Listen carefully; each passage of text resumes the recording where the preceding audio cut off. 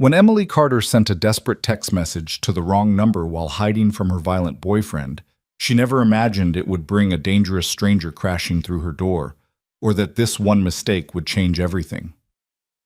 In a world where power and fear collide, where broken bones heal but trust is harder to rebuild, one woman discovers that sometimes salvation comes from the most unexpected places. This is a story of survival, strength, and a love that defies every rule. If you're ready for a journey that will grip your heart, stay until the end, and don't forget to hit that like button and comment your city, so I can see how far this story travels. The bathroom door shuddered against its frame. Emily Carter pressed herself against the cold tile wall, her left arm cradled against her chest at an unnatural angle. Every breath sent fire through her ribs. Blood trickled from her split lip, the metallic taste sharp on her tongue. She could feel her eyes swelling shut, the skin tight and hot beneath her trembling fingers. Another crash. The thin wooden door wouldn't hold much longer. "Emily!" Travis's voice carried that particular edge she'd learned to recognize too late. The one that meant reasoning was over, that words had stopped mattering. "Open this goddamn door right now!" Her phone. Where was her phone? Her vision blurred with tears as she scanned the small bathroom. There, on the edge of the sink where she'd dropped it. Her right hand shook violently as she reached for it, nearly knocking it into the toilet. The screen was cracked from when Travis had thrown it across the living room earlier, but it still glowed to life at her touch. Mom. She needed to call Mom. The door frame splintered. Wood cracked with a sound like breaking bones. Emily's fingers moved across the screen, barely able to see through her tears and her rapidly swelling eye. She found the message thread, or what she thought was the message thread, and typed with desperate, fumbling fingers. "Please help me. He's going to kill me." 1147 Morrison Avenue, Apartment 3B. Please hurry. Send. The door exploded inward. Travis filled the doorway, his face twisted with rage, his knuckles still bloody from where he'd already hit her. 3 times. Or was it 4? She'd lost count after the first blow had sent her stumbling backward into the coffee table. "Texting your mommy?" Travis stepped into the small bathroom, his presence sucking all the air from the space. "You think that bitch is going to save you?" Emily couldn't speak. Her jaw felt wrong, potentially broken. She could only stare up at him, her phone clutched in her good hand. Travis reached for her. The phone buzzed. It was such a small sound, barely audible over Travis's heavy breathing and her own thundering heartbeat, but it was enough to make Travis pause, his hand inches from her throat. Emily looked down at the screen. Unknown number. "Where are you?" Her blood turned to ice. That wasn't her mother's number. That wasn't anyone she knew. "Who the fuck is that?" Travis snatched the phone from her hand before she could react. His eyes narrowed as he read the message.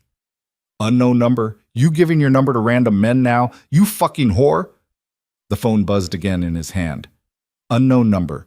Stay inside. I'm on my way." Travis stared at the message for a long moment. Then he laughed, a harsh, ugly sound that made Emily's skin crawl. "This is Rich. Some white knight thinks he's coming to rescue you?" He grabbed Emily by her broken arm. She screamed. "Let him come," Travis snarled, dragging her out of the bathroom. "Let him fucking come. I'll show him what happens to people who interfere in my business." Emily's vision whited out from the pain. She was barely conscious as Travis threw her onto the couch, her broken arm hitting the armrest. Somewhere far away, she heard herself whimpering. "Shut up," Travis ordered. He was pacing now, the phone still in his hand, his other hand flexing and clenching into a fist. "Just shut the fuck up, and let me think." Emily tried to curl into herself, tried to make herself as small as possible. She'd sent the message to the wrong number. A stranger was on their way. Someone who had no idea what they were walking into. Someone who would get hurt because of her mistake. "You know what?" Travis stopped pacing and looked down at her with cold eyes. "Maybe this is perfect. Maybe your little boyfriend can watch what happens when you disrespect me." He grabbed a baseball bat from beside the door. Emily's entire body went numb with terror. Time became strange after that. She couldn't tell if minutes passed or hours. Travis alternated between sitting in the armchair watching her, bat across his knees, and pacing the small living room like a caged animal. Emily tried to stay as still as possible, tried not to draw his attention, tried to think of any way out. There was no way out. The apartment door was locked from the inside, deadbolted. The windows were painted shut. She'd tried them before. Her phone was in Travis's pocket. Her arm was broken. Her ribs were cracked. Her face was swelling. No one was coming to save her. The stranger with the unknown number didn't know what he was walking into. Travis would hurt him, or worse. Then Travis would finish what he'd started with her. The knock on the door, when it came, was gentle, almost polite. Travis's head snapped up. A slow, predatory smile spread across his face. "Well, well, your hero's here." Emily tried to speak, to warn whoever was on the other side, but only a broken croak emerged from her damaged throat. Travis walked to the door, bat in hand. He looked through the peephole and laughed.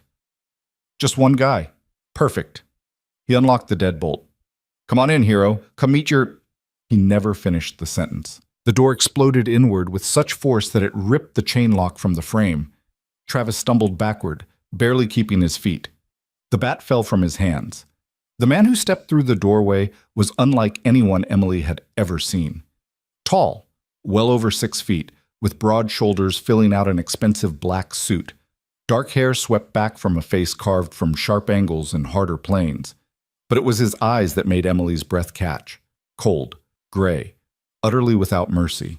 He looked at Travis the way someone might look at an insect. "You must be Travis Cole." His voice was deep, carrying the faint trace of an accent Emily couldn't place. Russian, maybe? Or Eastern European? Travis had recovered his bravado. He snatched up the bat and swung it with all his strength. The stranger caught it one-handed, mid-swing, as casually as someone might catch a ball. Travis's eyes went wide. "Bad choice," the stranger said quietly. What happened next took perhaps 10 seconds. Emily would replay it in her mind countless times afterward, and she still wouldn't be able to say exactly what she saw. The stranger moved with a speed and precision that seemed almost choreographed. One moment Travis was standing, bat in hand, rage on his face. The next, he was on the floor, his arm twisted behind his back at an angle that made Emily wince despite everything he'd done to her. 2 more men entered the apartment. One was built like a tank, with a shaved head and hands the size of dinner plates. The other was leaner, quieter, with observant eyes that cataloged everything in the room. "Mikhail, secure him," the stranger ordered without looking away from Emily. "Victor, check the rest of the apartment." "Boss," the tank-like man. Mikhail acknowledged. He hauled Travis up like he weighed nothing and zip-tied his wrists behind his back with practiced efficiency. The stranger, the boss, crossed the room to where Emily lay on the couch. As he drew closer, she could see details she'd missed before. The suit was custom-tailored, probably worth more than her yearly salary. His shoes were polished to a mirror shine. A watch that could fund a small country glinted on his wrist. Everything about him screamed power and wealth. He knelt beside the couch, bringing himself to her eye level. Up close, Emily could see that his eyes weren't entirely cold. There was something else there, concern maybe, or calculation. "Emily Carter?" His voice had gentled slightly. She managed a small nod. "My name is Nikolai Volkov. You texted me by mistake." He pulled her phone from Travis's pocket and showed her the screen. "But I'm very glad you did." Emily's voice cracked. "I meant to text my mom." "I know." Nikolai's gaze traveled over her injuries with a professional detachment that somehow made her feel safer. He wasn't looking at her with pity. He was assessing. "Your arm is broken. Possible concussion. Cracked ribs. Internal bleeding is unlikely but possible. We need to get you medical attention immediately." "Hospital," Emily whispered. "I need—" "No hospital."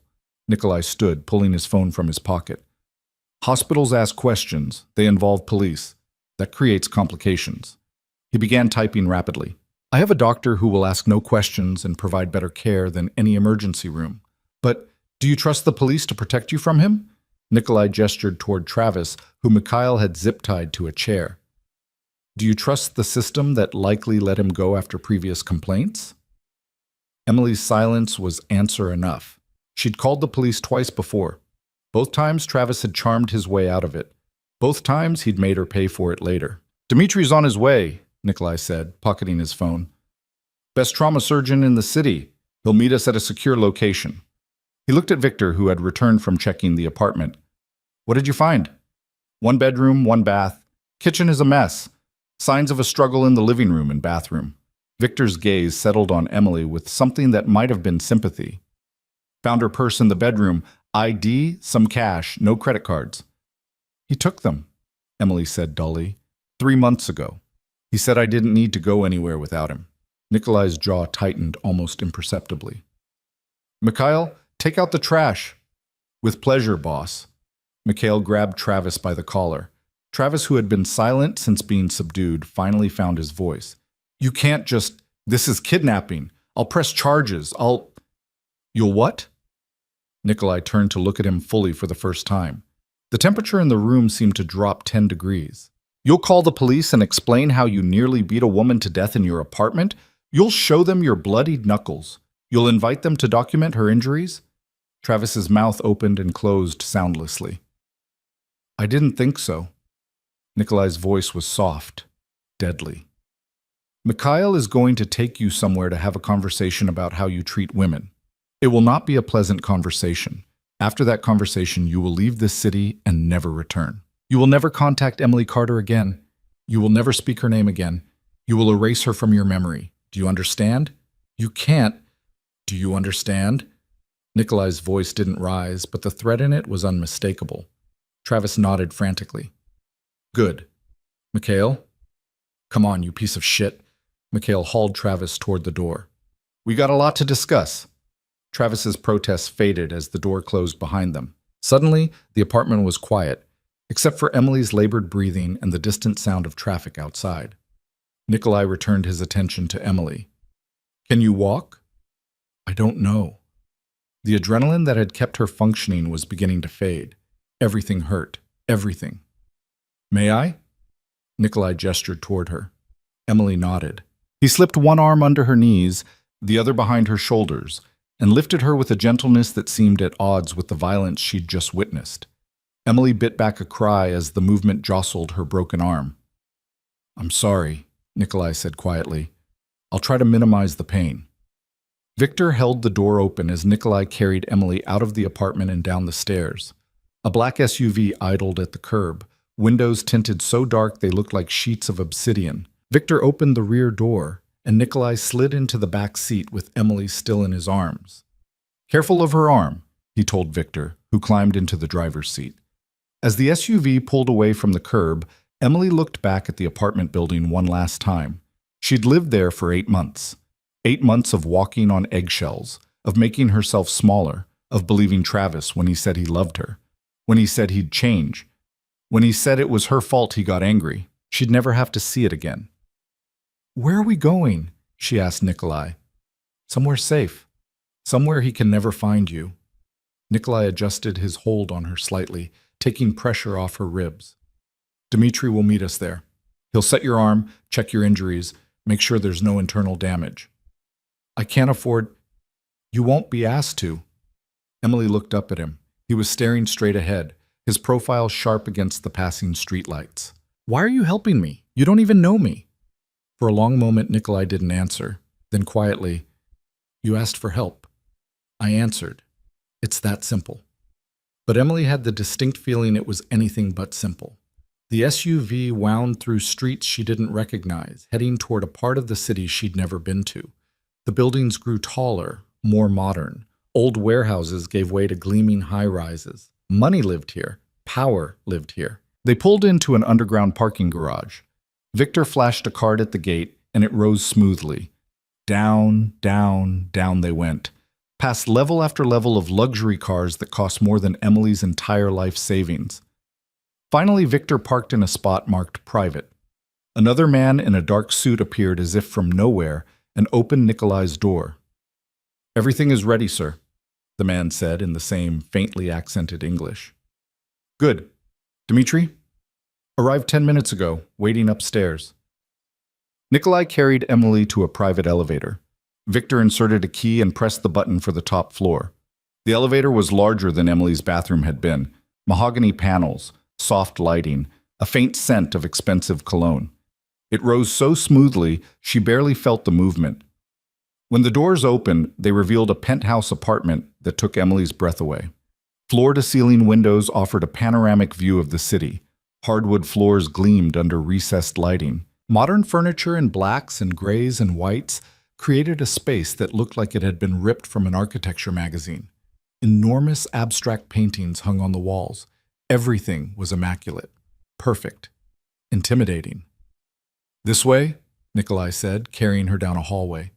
He brought her to a bedroom that was larger than Travis's entire apartment.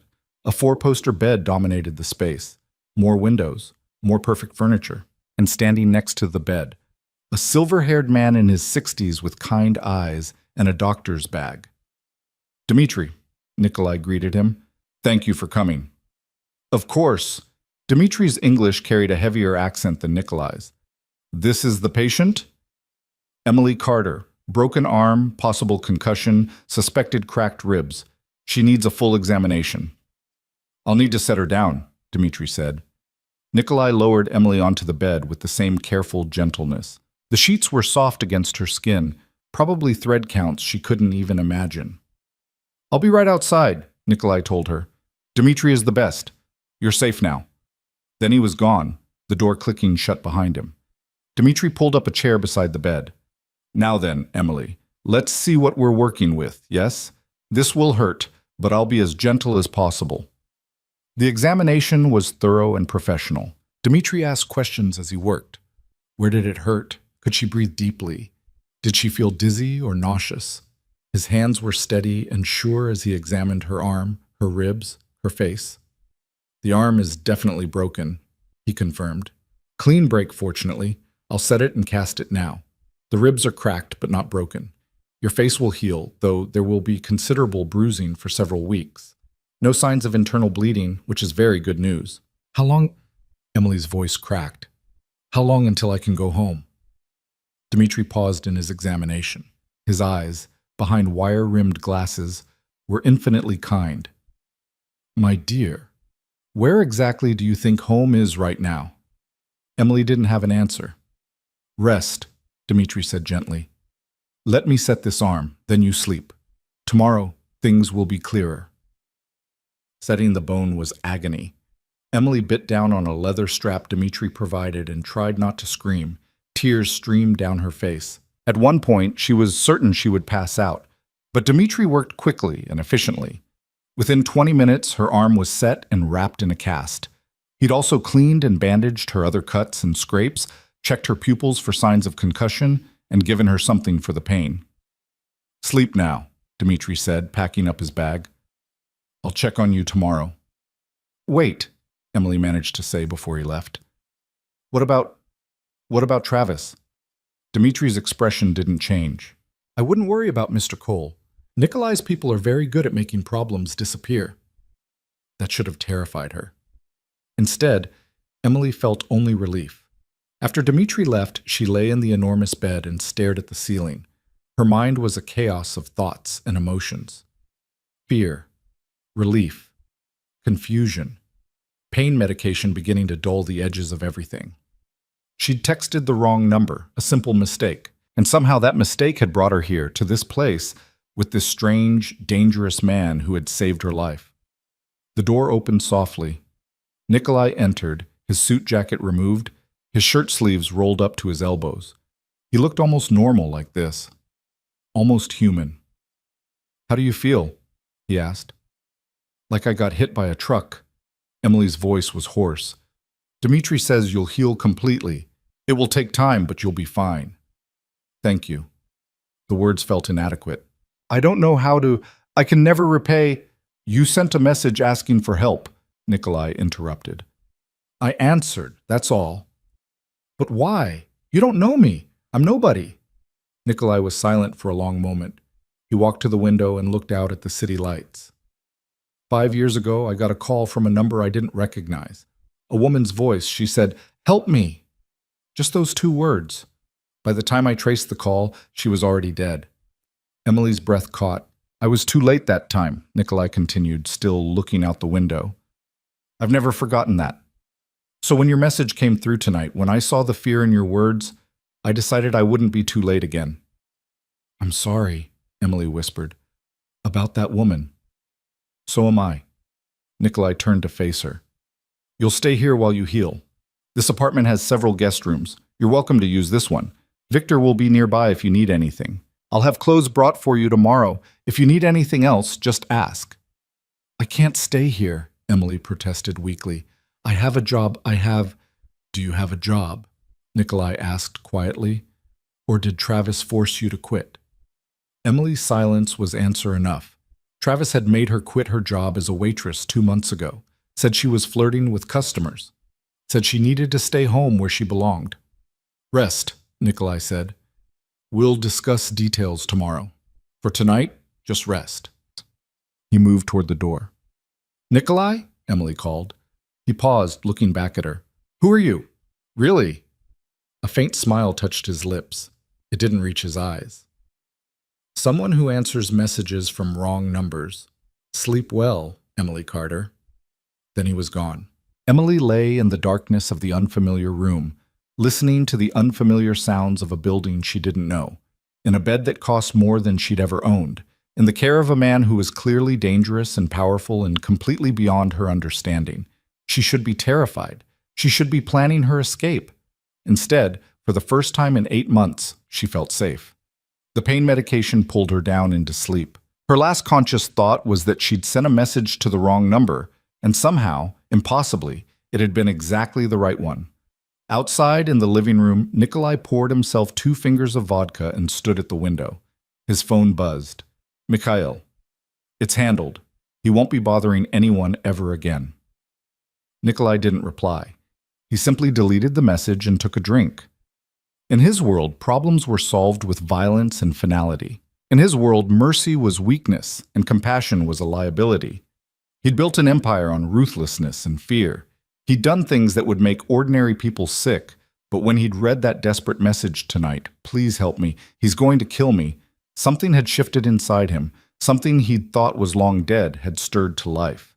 He pulled up the message thread on his phone and read it again. Please help me, he's going to kill me. 1147 Morrison Avenue, apartment 3B, please hurry. 3 simple messages to the wrong number. 3 messages that had brought Emily Carter into his life. Nikolai wasn't a man who believed in fate or destiny. He believed in power and choice and consequence. But standing here now, knowing there was a broken woman healing in his guest room, knowing he'd saved her life, knowing that Travis Cole would never hurt anyone again, maybe, just maybe, some mistakes were meant to be made. He finished his vodka and set the glass aside. Tomorrow would bring questions. Tomorrow Emily would want answers about who he was, what he did, why he lived in a penthouse that cost more than most people made in a lifetime. Tomorrow, he would have to decide how much truth she could handle. But tonight, she was safe. Tonight, she could sleep without fear. And for Nikolai Volkov, a man whose hands were stained with more blood than he could ever wash away, that was enough. In the guest room, Emily slept deeply, dreamlessly, her broken arm cradled against her chest. The city lights painted patterns on the walls. The silence was profound. And somewhere in the darkness, Travis Cole learned exactly what happened to men who raised their hands to women in Nikolai Volkov's city. It was a lesson he would remember for the rest of his very short life. Morning came with golden light streaming through windows Emily didn't recognize. For one confused, peaceful moment, she forgot where she was. Then the pain reminded her, a dull, throbbing ache in her arm, her ribs, her face. Yesterday came flooding back in fragments. The bathroom, Travis's fists, the wrong number, Nikolai's cold gray eyes. She sat up slowly, her body protesting every movement. The bedroom looked different in daylight, less intimidating, more beautiful. Someone had left clothes folded on a chair by the window. Designer labels she recognized from store windows she'd never dared enter. A note rested on top of the pile. These should fit. Bathroom is through the door on your left. Take your time. N. Emily picked up the note, studying the handwriting. Bold, precise strokes. The kind of penmanship that suggested expensive private schools and old money. She ran her thumb over the single initial.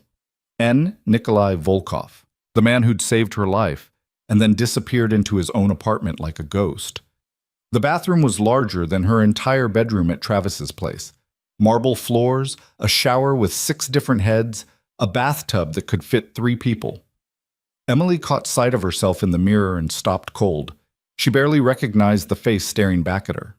Her left eye was swollen nearly shut, surrounded by purple and black bruising that spread across her cheekbone. Her lip was split and crusted with dried blood.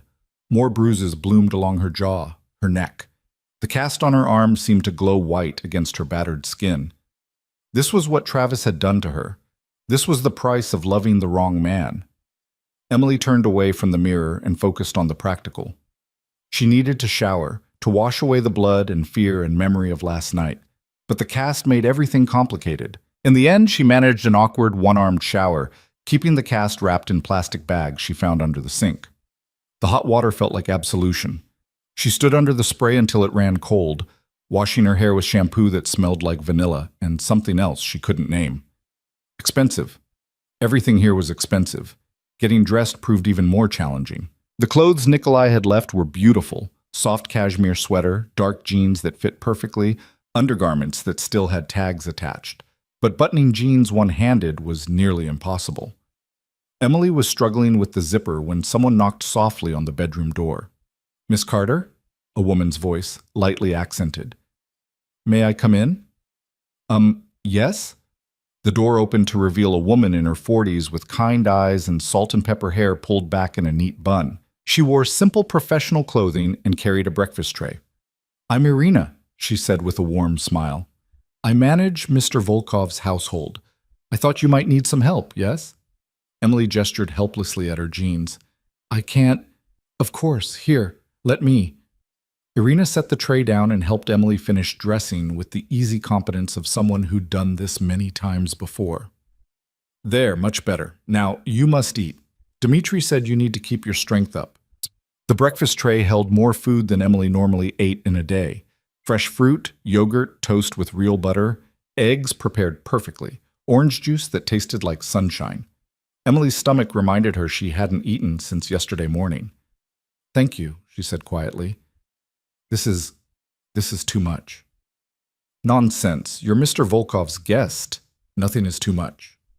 Irina moved around the room with practiced efficiency, opening curtains, straightening pillows. "He asked me to tell you he'll be working from home today if you need anything. His office is at the end of the hall." "Working from home?" Emily took a bite of toast. It was the best toast she'd ever tasted. "What does he do?" Irina's smile didn't quite reach her eyes. "Mr. Volkov has many business interests. Import, export, real estate. He's a very busy man." That was clearly all Emily was going to get. She ate in silence while Irina busied herself around the room. Questions piled up in her mind, each one more pressing than the last. Who was Nikolai Volkov really? What kind of businessman traveled with armed guards and had a trauma surgeon on call? Why had he helped her? And the biggest question of all, what did he want in return? Nothing in Emily's life had ever been free. Her father had demanded perfection in exchange for his approval. Her ex-boyfriends had demanded her independence in exchange for their love. Travis had demanded everything, her job, her friends, her sense of self, in exchange for the privilege of not being alone. What would Nikolai Volkov demand? "Irina?" Emily set down her fork. "How long have you worked for Mr. Volkov?" 12 years. Irina smoothed the bedspread with careful hands. "Since he first came to this city. Is he a good man?" Irina paused, considering the question seriously. "Mr. Volkov is complicated, but I have never seen him harm anyone who didn't deserve it, and I have seen him help many people who had nowhere else to turn. Make of that what you will." It wasn't exactly reassuring, but it wasn't damning either. After breakfast, Emily found herself restless. The apartment was beautiful, but felt like a gilded cage. She wandered the hallways, studying the artwork on the walls, peering into rooms that seemed designed more for show than for living. Everything was immaculate. Everything was expensive. Everything felt temporary, like a hotel suite that just happened to have someone's clothes in the closet. She found herself standing outside the door at the end of the hall. Nikolai's office. She could hear his voice on the other side, speaking in rapid Russian. The words were unintelligible, but the tone was sharp, commanding. This was a man used to being obeyed. Emily raised her hand to knock, then hesitated. What would she even say? Thank you for saving my life. What kind of business are you really in? Can I leave? The door opened before she could decide. Nikolai stood there, phone still pressed to his ear, his expression unreadable. He looked different in daylight, no less dangerous, but somehow more human. His shirt was unbuttoned at the collar, his sleeves rolled up. He looked tired. He said something final in Russian and ended the call. Emily, how are you feeling? Better.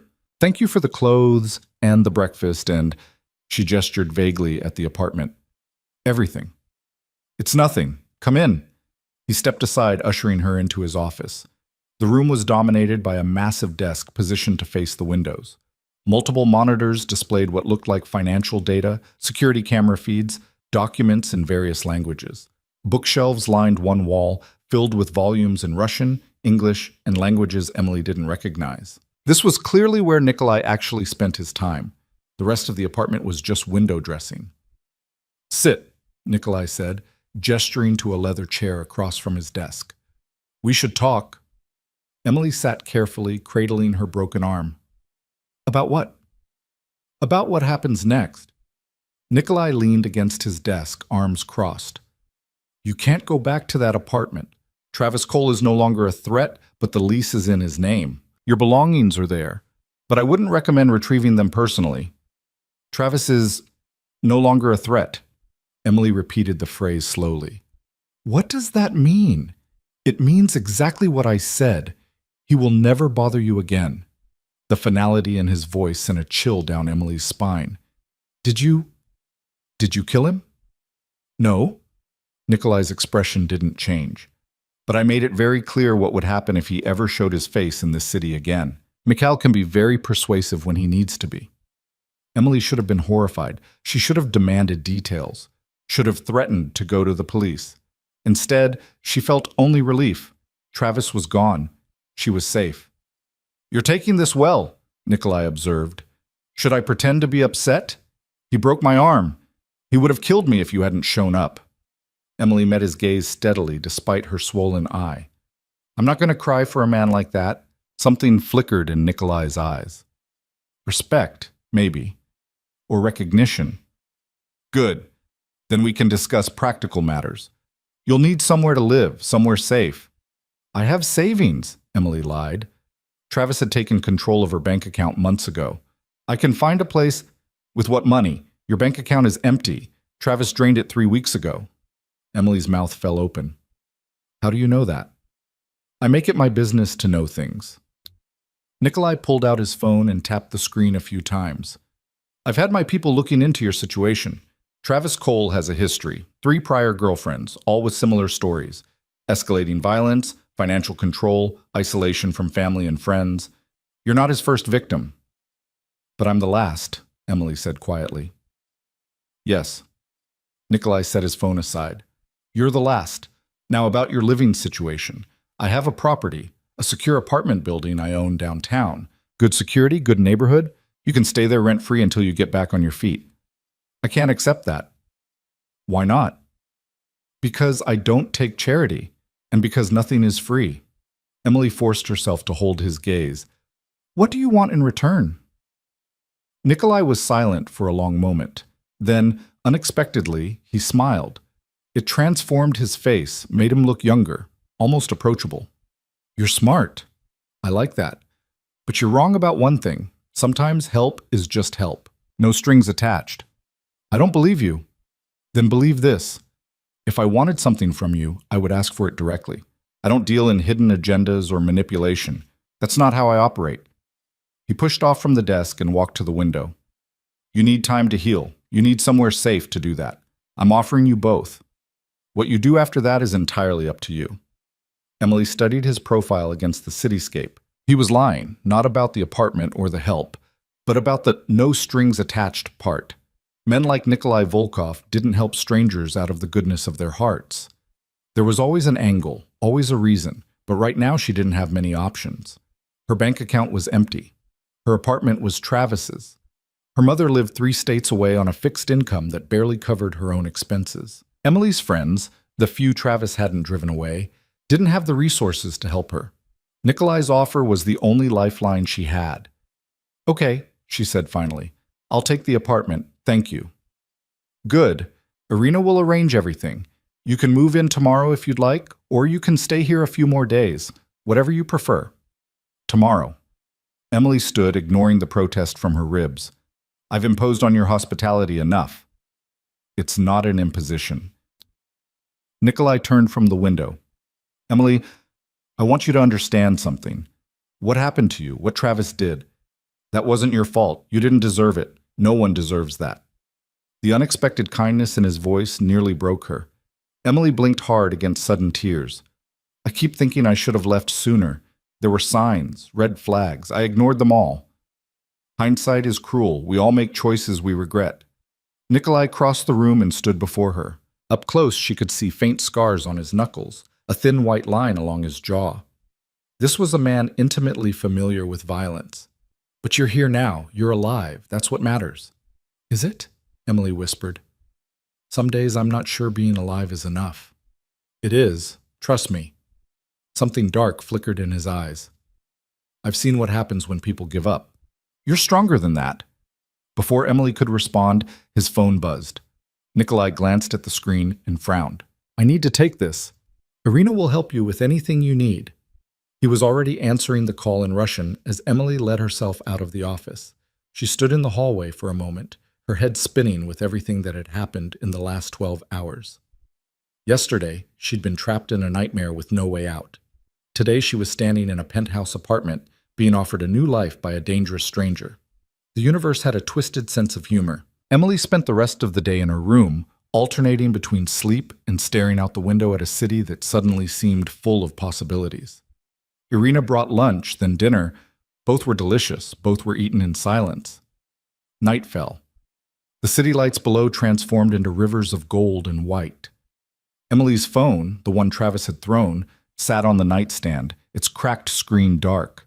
She hadn't turned it on since last night, hadn't wanted to see the messages from her mother asking why she hadn't replied, hadn't wanted to deal with the concerned texts from the few friends she had left. But she couldn't hide forever. Emily powered on the phone. It took a moment to boot up, the cracked screen making everything slightly distorted. Messages flooded in, her mother frantic with worry, her friend Sarah asking if she was okay. Unknown numbers that were probably debt collectors looking for Travis. And then at the bottom of the list, a message from an unknown number. The same unknown number she'd texted by accident. "Nikolai, if you need anything tonight, I'm in my office. Don't hesitate to ask." Emily stared at the message for a long time. Then slowly, she typed a response. "Emily, why are you really helping me?" The reply came immediately. "Nikolai, because 5 years ago, I didn't, and someone died because of it." Emily, "That wasn't your fault." Nikolai, "Wasn't it?" "She called for help and I was too late. I've had to live with that ever since. When your message came through last night, I saw a chance to be better than I was 5 years ago. To save someone instead of finding their body. That's why I'm helping you." Emily's hands trembled as she read the words. There was a rawness to them, an honesty that felt like a confession. "Emily, thank you for saving me, for giving me a second chance." Nikolai, "Everyone deserves a second chance, even people like me." "Sleep well, Emily." She set the phone down and lay back against the pillows. Outside, the city hummed with life. Somewhere out there, Travis was nursing his wounds and learning what it meant to cross Nikolai Volkov. Somewhere out there, people were living their normal lives, unaware that Emily Carter's entire world had shifted on its axis. But here, in this borrowed room, in this borrowed life, Emily felt something she hadn't felt in months. Hope. The next morning dawned clear and cold. Irina helped Emily pack the few belongings Nikolai had provided, then led her down to the parking garage where Victor waited with the black SUV. "Mr. Volkov asked me to give you this," Victor said, handing Emily a new phone. "Your old one is barely functional. This one has my number, Irina's number, and Mr. Volkov's number already programmed in. If you need anything, call." Emily took the phone, stunned. "I can't. It's a company phone," Victor interrupted smoothly. "We have dozens of them. Consider it a loaner." The drive to her new apartment took 20 minutes through morning traffic. Victor pulled up in front of a modern building in a neighborhood Emily had never been able to afford. Clean streets, coffee shops with outdoor seating, people in business suits carrying briefcases and expensive coffee. Third floor, apartment 3C, Victor said, handing her a set of keys. Building has security cameras, controlled access, and a doorman who knows your face. You're safe here. Thank you. Emily pocketed the keys. Tell Nikolai I said thank you. Tell him yourself. He wants you to text him when you're settled. Victor drove away, leaving Emily standing on the sidewalk with a small bag of borrowed clothes and a head full of questions. She made her way inside, past a doorman who nodded politely, and took the elevator to the third floor. Apartment 3C was small compared to Nikolai's penthouse, but it was still nicer than anywhere Emily had ever lived. Hardwood floors, modern appliances, furniture that looked new, a bedroom with an actual closet, a bathroom with a tub and a shower, windows that overlooked the street below. It was perfect. Emily stood in the middle of the living room and let herself feel it, the enormity of what had happened, the weight of this new beginning. 2 days ago, she'd been trapped with a man who was slowly killing her. Now she stood in a beautiful apartment, safe and free, because she'd sent a text message to the wrong number. Her new phone buzzed. Nikolai, Victor says you arrived safely. Do you have everything you need? Emily looked around the apartment, taking inventory. Food in the refrigerator, towels in the bathroom, sheets on the bed. Emily, yes, this is too much. I don't know how to thank you. Nikolai, you don't need to thank me. Just focus on healing. Emily, what about work? I need to find a job. Nikolai, there's time for that. Rest first. Emily, I can't just sit around doing nothing. I'll go crazy. There was a longer pause before his next message. Nikolai, I might have something. If you're interested, we can discuss it when you're ready. Emily stared at the message.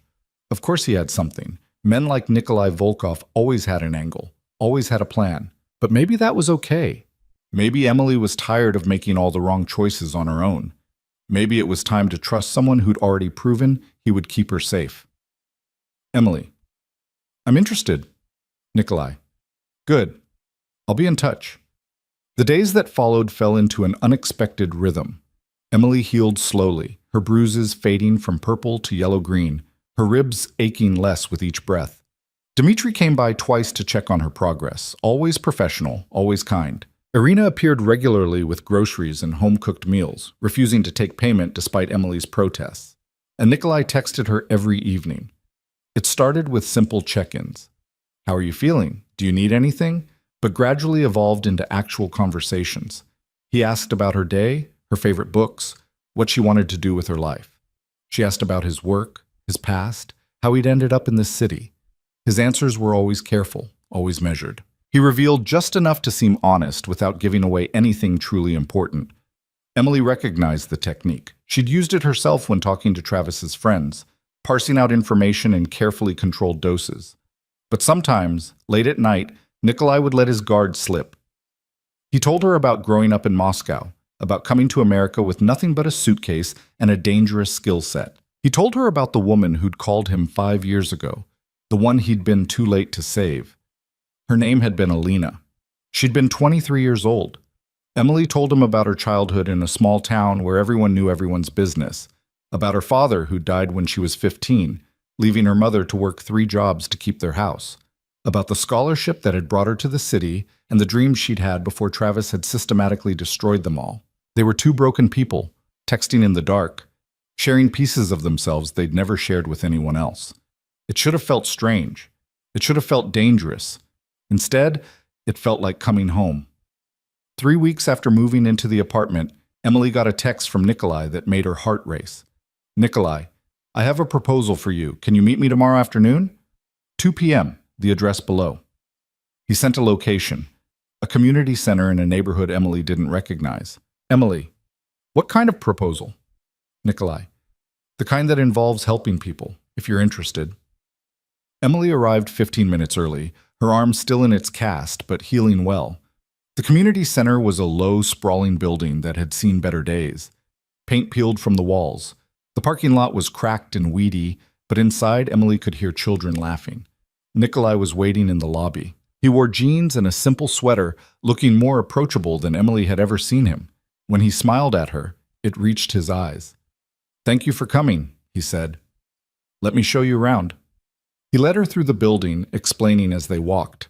The center served underprivileged children in the neighborhood, after-school programs, tutoring, meals for kids who might not eat otherwise. It was chronically underfunded and understaffed, surviving on grants and donations that never quite covered expenses. "I've been funding it quietly for 2 years," Nikolai explained as they watched children play basketball in a gymnasium that desperately needed new floors.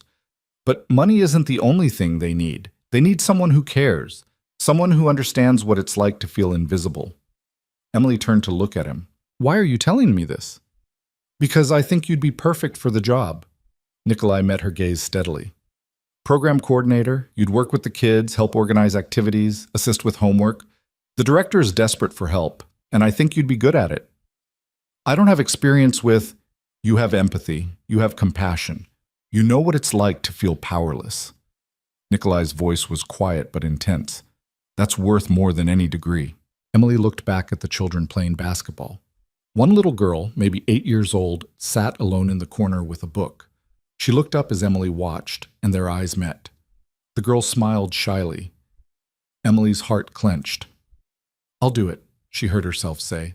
Nikolai's smile was genuine, transforming his entire face. "Good. You start Monday." As they walked back to the lobby, Emily felt something shift inside her. For the first time since Travis's fists had connected with her face, she felt like she had a purpose, something to wake up for, something that mattered. "Nikolai," she said as they reached his car, "why do you fund this place? What do you get out of it?" He was quiet for a moment, his eyes distant. "Redemption," he said finally, "or at least the hope of it. I've done things, Emily, terrible things, things I can never take back. But maybe if I help enough people, maybe if I make enough of a difference, maybe it balances the scales a little." "What kind of terrible things?" "The kind we don't talk about in parking lots of community centers." He opened the car door for her. "Come on, I'll drive you home." They rode in comfortable silence, the city sliding past the windows. Emily studied Nikolai's profile as he drove, trying to reconcile the dangerous man who'd burst into Travis's apartment with the one who funded programs for underprivileged children. "You're a contradiction," she said finally. "How so?" "You're ruthless enough to terrify a man like Travis, but you're gentle enough to care about kids who'll never know your name." Nikolai smiled faintly. "Maybe I'm just trying to be better than I was. Isn't that what we're all doing?" When they reached her apartment, Nikolai walked her to the door despite her protests that she could manage. "Healing takes time," he said. "Don't rush it." "Is that advice for my arm or something else?" "Both." He hesitated, then added, "Emily, I want you to know you can ask me anything. About who I am, what I do. I won't lie to you. Are you in the Mafia?" The question hung between them. Nikolai's expression didn't change, but something flickered in his eyes. "That's a complicated question with a complicated answer," he said finally. "I run import and export businesses. Some of them are completely legal, some exist in gray areas. I have relationships with people on both sides of the law. I protect what's mine, and I eliminate threats when necessary." "Does that make me Mafia?" "Depends on your definition." It was the most honest answer Emily could have hoped for, and somehow it didn't scare her as much as it should have. "Thank you," she said, "for not lying. I told you I wouldn't." Nikolai pulled out his phone and checked something. "I have a meeting, but text me later? Let me know how you're feeling." "I will." He left her at the door, and Emily watched him walk away with that same predatory grace she'd noticed the first night. This was a dangerous man. A man who lived in shadows and made problems disappear. A man who probably had blood on his hands. But he was also the man who'd saved her life, who'd given her a home, a job, a future, who texted her every night to make sure she was okay. Emily closed the door and leaned against it, her heart racing. She was falling for Nikolai Volkov. Slowly, carefully, against every instinct that screamed this was a terrible idea. But maybe terrible ideas were exactly what Emily needed. Maybe safety and security had been overrated all along. Her phone buzzed. "Nikolai." Thank you for saying yes to the job. The kids are lucky to have you. Emily smiled as she typed her response. Emily, I think I'm the lucky one. And as she looked around her apartment, safe, warm, hers, Emily realized she meant it. The wrong number had led her here. To this moment. To this life. To Nikolai. Maybe some mistakes were the best things that ever happened to you. Monday morning arrived with autumn rain streaking down Emily's windows. She stood in front of her closet, one-armed and nervous, trying to decide what someone wore to their first day working at a community center funded by a man who might or might not be involved in organized crime. She settled on jeans and a simple blouse, careful not to jostle her cast. The bruises on her face had faded to pale yellow shadows, barely visible under makeup. Her reflection showed someone who looked almost normal, almost like the person she used to be before Travis. The community center smelled like old building and new hope when Emily arrived. Children's artwork covered every available wall space. A bulletin board advertised upcoming events in both English and Spanish. Somewhere deep in the building, someone was playing piano. You must be Emily. A woman in her 50s emerged from an office, hand extended. I'm Patricia Chen, the director. Nikolai told me you'd be starting today. Patricia's handshake was firm, her smile genuine. She had the kind of face that inspired trust. Laugh lines around her eyes, gray hair she didn't bother to dye, the comfortable posture of someone who'd spent decades working with children. Thank you for having me, Emily said. I'm excited to start. Let me show you around properly. Patricia led her through the building, introducing staff members whose names Emily tried desperately to remember. There was Marcus, the sports coordinator, built like a linebacker with a gentle voice. Sophia, who ran the tutoring program, barely out of college herself. Tom, the janitor who'd worked here for 30 years and knew every child's name. They ended in a large room filled with beanbag chairs, bookshelves, and art supplies. This is where you'll spend most of your time, Patricia explained. After school program, 3 to 6 p.m., Monday through Friday. We get about 40 kids on average. Your job is to keep them safe, engaged, and learning. Think you can handle it? Emily looked at the colorful chaos of the room and felt something warm unfold in her chest. Yes. The children arrived like a thunderstorm at 3 o'clock, backpacks flying, voices raised in excited conversation, energy that seemed boundless. They ranged from 6 to 12 years old, a beautiful mix of races and backgrounds united by the simple fact of needing somewhere safe to go after school. Emily recognized the little girl from her first visit, the one who'd been reading alone in the gym. She slipped into the room quietly, heading straight for the book corner. That's Maya, Sophia whispered to Emily. 8 years old, doesn't talk much, reads constantly. Her mom works 2 jobs, so Maya's here every day until 6:30. Emily watched Maya settle into a beanbag chair with a worn copy of Charlotte's Web. There was something familiar in the way the girl made herself small, invisible. Emily had mastered that same trick during her months with Travis. By the end of the first week, Emily had learned all 40 children's names. She knew that Carlos loved basketball, but struggled with math. That Jasmine was brilliant at art, but too shy to show anyone. That the twins, David and Daniel, were inseparable and prone to elaborate pranks. That Maya read at a high school level, but had trouble making friends. Emily fell in love with all of them. Her phone buzzed one evening as she was leaving the center, exhausted and happy in equal measure. Nikolai. How was your first week? Emily. Perfect. Challenging. Wonderful. I love it. Nikolai. I knew you would. Have you eaten dinner? Emily. Not yet. Too tired to cook. Nikolai. There's a Thai place 2 blocks from your apartment. Best pad Thai in the city. My treat. Order whatever you want and tell them to put it on the Volkov account. Emily. You don't have to. Nikolai. I know I don't have to. I want to. Eat, Emily. You need your strength. Emily smiled as she pocketed her phone. Over the past month, these small gestures had become routine. Nikolai checking in on her, making sure she ate, occasionally sending Irina with homemade meals. He was taking care of her in ways that should have felt controlling but somehow didn't. Maybe because he never demanded anything in return, never asked where she'd been or who she'd seen, never showed up unannounced or made her account for her time. He simply existed in the background of her life, a steady presence she'd come to depend on.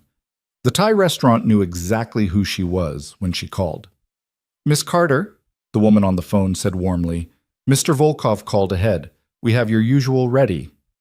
Emily didn't have a usual. She'd never eaten here before. But 15 minutes later, when she picked up her order, she found pad thai exactly how she liked it. Extra peanuts, mild spice, extra lime on the side. Nikolai had been paying attention to details she'd mentioned in passing during their late-night texts. Emily: "How did you know my pad thai order?" Nikolai: "You told me 3 weeks ago. You said you liked it mild because Travis used to order everything extra spicy to prove how tough he was, even though you hated it." Emily stared at the message, something warm and dangerous blooming in her chest. Nikolai remembered. He'd remembered a throwaway comment made during a conversation about completely different things. Emily: "Thank you for remembering, for everything." Nikolai: "You don't need to thank me every time I do something nice. I enjoy it." Emily: "Why?" Nikolai: "Because seeing you happy makes me happy. Is that allowed?" Emily sat on her couch with pad thai growing cold in her lap, trying to process the emotions swirling through her. She was falling for Nikolai Volkov. Had been falling for weeks now. Every text, every small kindness, every moment of unexpected vulnerability had pulled her deeper. But what did she really know about him? That he was dangerous, that he'd saved her life, that he funded community centers and texted her every night and remembered how she took her pad thai. It wasn't enough. It was too much. It was everything and nothing. Emily: "Can I ask you something?" Nikolai: "Always." Emily: "Do you want to have dinner with me? Not Thai delivery, actual dinner, together." The pause before his response felt eternal. Nikolai: "Are you sure that's a good idea?" Emily: "Probably not, but I'm asking anyway." Nikolai: "Tomorrow night. I'll pick you up at 7. Emily set her phone down with shaking hands. She'd just asked Nikolai Volkov on a date. A man who terrified criminals and funded children's programs in equal measure. A man who made her feel safer than she'd felt in years and more alive than she'd felt in forever. This was either the best decision she'd ever made or the worst. Tomorrow would tell. Nikolai arrived exactly at 7, driving a different car than Emily had seen before. A sleek silver sedan that probably cost more than most people's houses. He wore a dark suit that fit him perfectly, his hair styled back from his face. He looked dangerous and sophisticated and absolutely devastating. Emily had spent an hour getting ready, settling finally on a simple black dress that Irina had mysteriously delivered that afternoon, along with a note: "Every woman needs a perfect black dress." "And you look beautiful," Nikolai said when she answered the door. His eyes held an intensity that made her breath catch. "You clean up pretty well yourself." Emily grabbed her coat, trying to calm her racing heart. The restaurant was the kind of place Emily had only read about in magazines. Soft lighting, white tablecloths, a wine list thicker than most books. The maitre d' greeted Nikolai by name and led them to a private corner table with a view of the city lights. "This is too much," Emily whispered as Nikolai held her chair. "Nothing is too much." He settled across from her, his gray eyes catching the candlelight. "You deserve beautiful things, Emily. You should get used to that." Dinner was an exercise in revelation. They talked about everything and nothing: Emily's work at the center, Nikolai's various business ventures, books they'd read, places they wanted to travel. The conversation flowed as easily as it did in their texts, but with an added dimension of physical presence that made Emily hyper-aware of every gesture, every smile, every moment when their eyes met across the table. "Tell me about Moscow," Emily said over dessert. "What was it like growing up there?" Nikolai's expression shifted, something darker moving behind his eyes. "Cold, violent, unforgiving. I was orphaned at 12, spent my teenage years on the streets, learning to survive by any means necessary. Made connections with people who taught me skills I probably shouldn't have learned." "What kind of skills?" "How to fight, how to intimidate, how to make people disappear when necessary." He said it matter-of-factly, watching her face for reaction. "I came to America at 23 with nothing but those skills and a willingness to use them. Built everything I have now from that foundation." Emily should have been horrified. She should have made an excuse and left. Instead, she reached across the table and placed her hand over his. "We all do what we have to do to survive," she said quietly. I stayed with a man who was killing me because I was too afraid to be alone. You did what you had to do in Moscow. Neither of us should be ashamed of our survival. Nikolai looked down at her hand on his, then back up to her face. You're not afraid of me. Should I be? Most people are. I'm not most people. Emily smiled. And you saved my life. That counts for something. It counts for everything. Nikolai turned his hand over, threading his fingers through hers. The touch sent electricity up her arm. Emily, I need you to understand something. The things I've done, the life I lead, it's not safe. People want what I have. They'd use you to get to me if they knew how much you're starting to mean to me. How much do I mean to you? The question hung between them, weighted with possibility. More than I should allow, Nikolai admitted. More than is wise or safe. But I can't seem to help it. Every text, every conversation, every moment I spend thinking about you when I should be working, you've gotten under my skin, Emily Carter. Emily's heart was hammering so hard she was certain he could hear it. You've gotten under mine too. I didn't want to. I tried not to. But here we are. Here we are, Nikolai echoed. His thumb traced circles on her palm. What do we do about it? I don't know, but I don't want to stop. Emily met his gaze steadily. Whatever this is, whatever it becomes, I want to find out. Nikolai paid the bill and they walked out into the cool night air. Instead of heading to the car, he steered her toward a small park across the street. They walked in comfortable silence, her hand still in his, the city sounds muted and distant. I haven't felt this way about anyone in a very long time, Nikolai said finally. It's terrifying. Why terrifying? Because caring about someone makes you vulnerable. It gives people leverage. In my world, that's dangerous. Emily stopped walking and turned to face him. Then maybe it's time to change your world. Start building something different.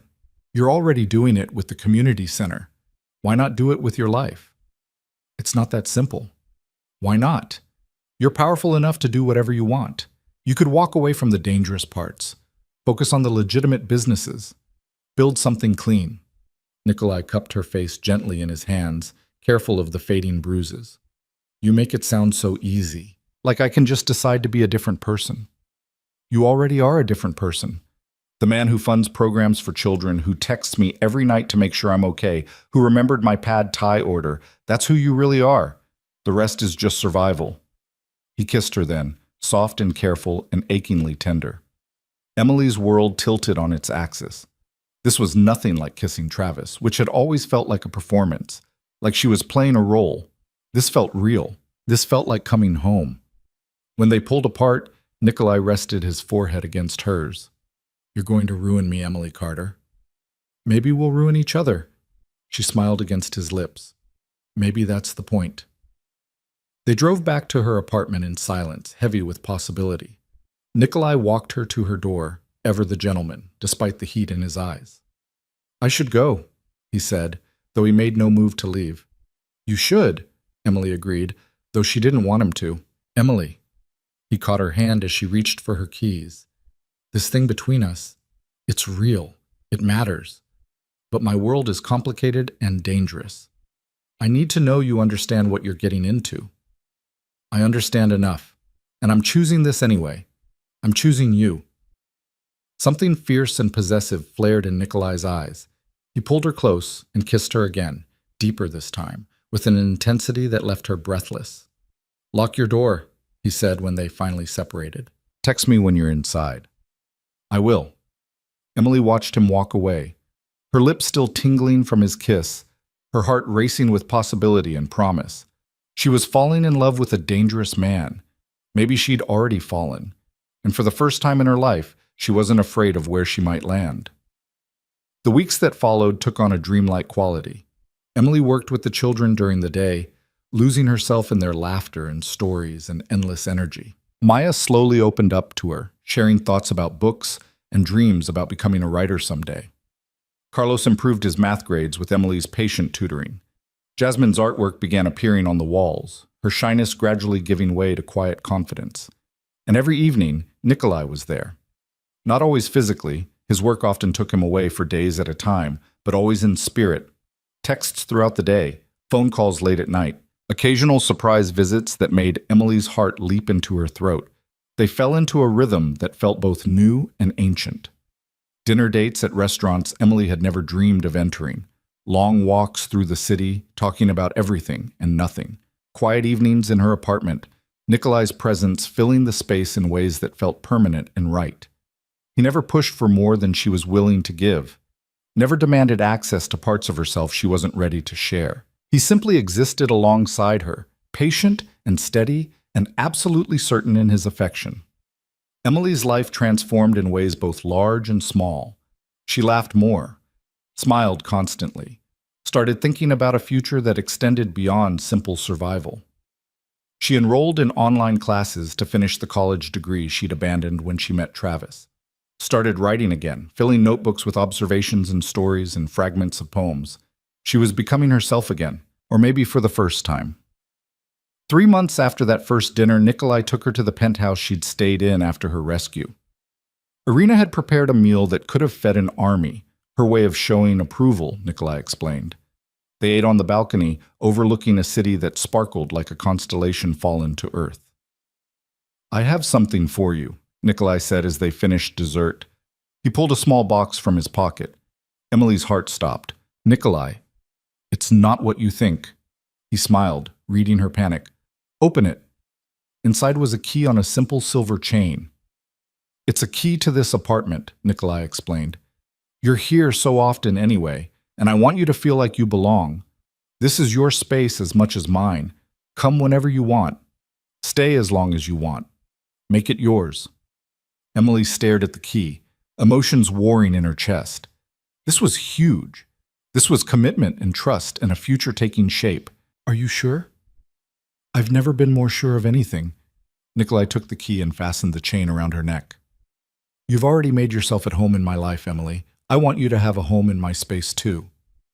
She kissed him then, pouring everything she felt into the gesture. Gratitude and affection and the first stirrings of something deeper, something that terrified and thrilled her in equal measure. They made love that night for the first time, slowly and carefully, Nikolai treating her like she was made of glass and gold. Every touch was reverent. Every kiss was a promise. He learned the landscape of her body with the same intensity he brought to everything else, memorizing what made her gasp, what made her sigh, what made her arch against him. Afterward, they lay tangled together in his massive bed, Emily's head on his chest, listening to the steady rhythm of his heartbeat. "I love you," Nikolai said into the darkness. "I know it's too soon and probably unwise, but I love you, Emily Carter. I think I have since you sent that wrong number text and changed my entire life." Emily's breath caught. She'd known, of course, had felt it in every gesture, every glance, every moment of tenderness. But hearing the words made it real. "I love you too," she whispered. "I tried not to, tried to be smart and cautious, but you made it impossible." He pulled her closer, pressing a kiss to her hair. "We're going to build something beautiful," he murmured. "You and me. Something better than either of us could have imagined." Emily closed her eyes and let herself believe it. Let herself imagine a future with this complicated, dangerous, tender man. A future where wrong numbers led to right places and broken people found ways to heal together. Outside, the city hummed with life. Inside, two hearts beat in synchrony, finding rhythm and hope in the spaces between breaths. But the universe had other plans. And happiness, Emily would soon learn, was never guaranteed, especially not in Nikolai Volkov's dangerous world. The first hint of trouble came on a Tuesday afternoon 2 weeks later. Emily was helping Maya with a book report when Victor appeared in the doorway of the community center. He caught her eye and jerked his head toward the hallway. "What's wrong?" Emily asked immediately. Victor never came to the center, never disrupted her work. "Nothing's wrong, but Nikolai wants you to be aware of something." Victor's expression was carefully neutral. "There's been some movement from a rival organization. Nothing that concerns you directly, but Nikolai wants security increased around you and the center until things settle down." "What kind of movement?" "The kind I can't discuss in detail. Just know that we're taking precautions." Victor handed her a new phone, sleeker, more expensive than her current one. "This has GPS tracking. Keep it with you at all times. If anything feels wrong, anything at all, you press this button. He showed her a red panic button on the side. It alerts me, Mikhail, and Nikolai immediately. Emily took the phone with numb fingers. Should I be worried? No, Nikolai's just being cautious. It's probably nothing. But Victor's eyes said it was definitely something. That night, Nikolai came to her apartment looking exhausted. He pulled her into his arms without a word, just holding her close, breathing her in like she was oxygen.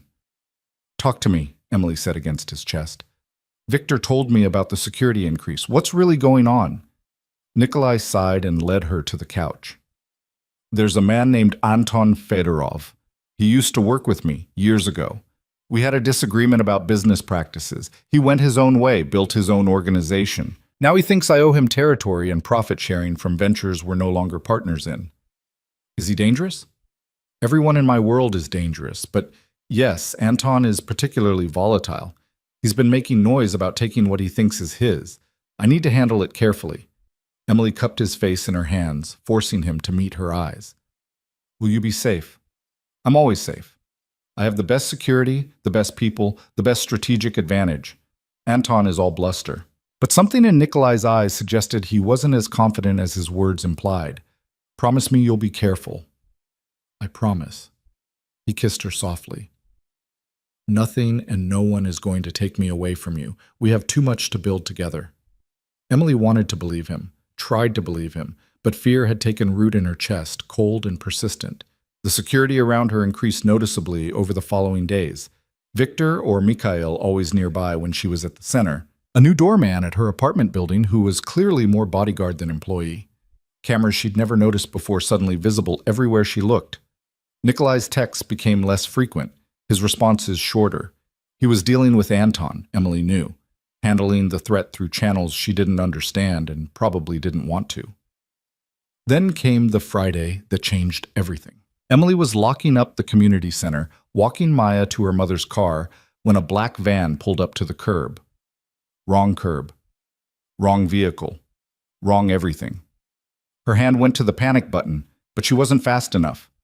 3 men emerged from the van, moving with practiced efficiency. Emily pushed Maya behind her, her heart in her throat. Emily Carter, one of the men said. You're coming with us. Like hell I am. Emily's finger found the panic button and pressed. Held. That won't help you? The man smiled. It was not a kind expression. By the time Volkov's people arrive, you'll already be gone. Now, you can come quietly and spare the child any trauma, or we can do this the hard way. Emily looked at Maya's terrified face and made her choice. Run, she told the girl. Run inside and find Marcus. Tell him to call Nikolai. Go. Maya ran. The men grabbed Emily before she could follow. She fought, remembering the self-defense techniques Mikhail had been teaching her in secret, applying them with desperate strength. She got one man in the nose with her elbow, another in the groin with her knee, but there were 3 of them and one of her, and they were professionals. Something sharp pricked her neck. The world tilted.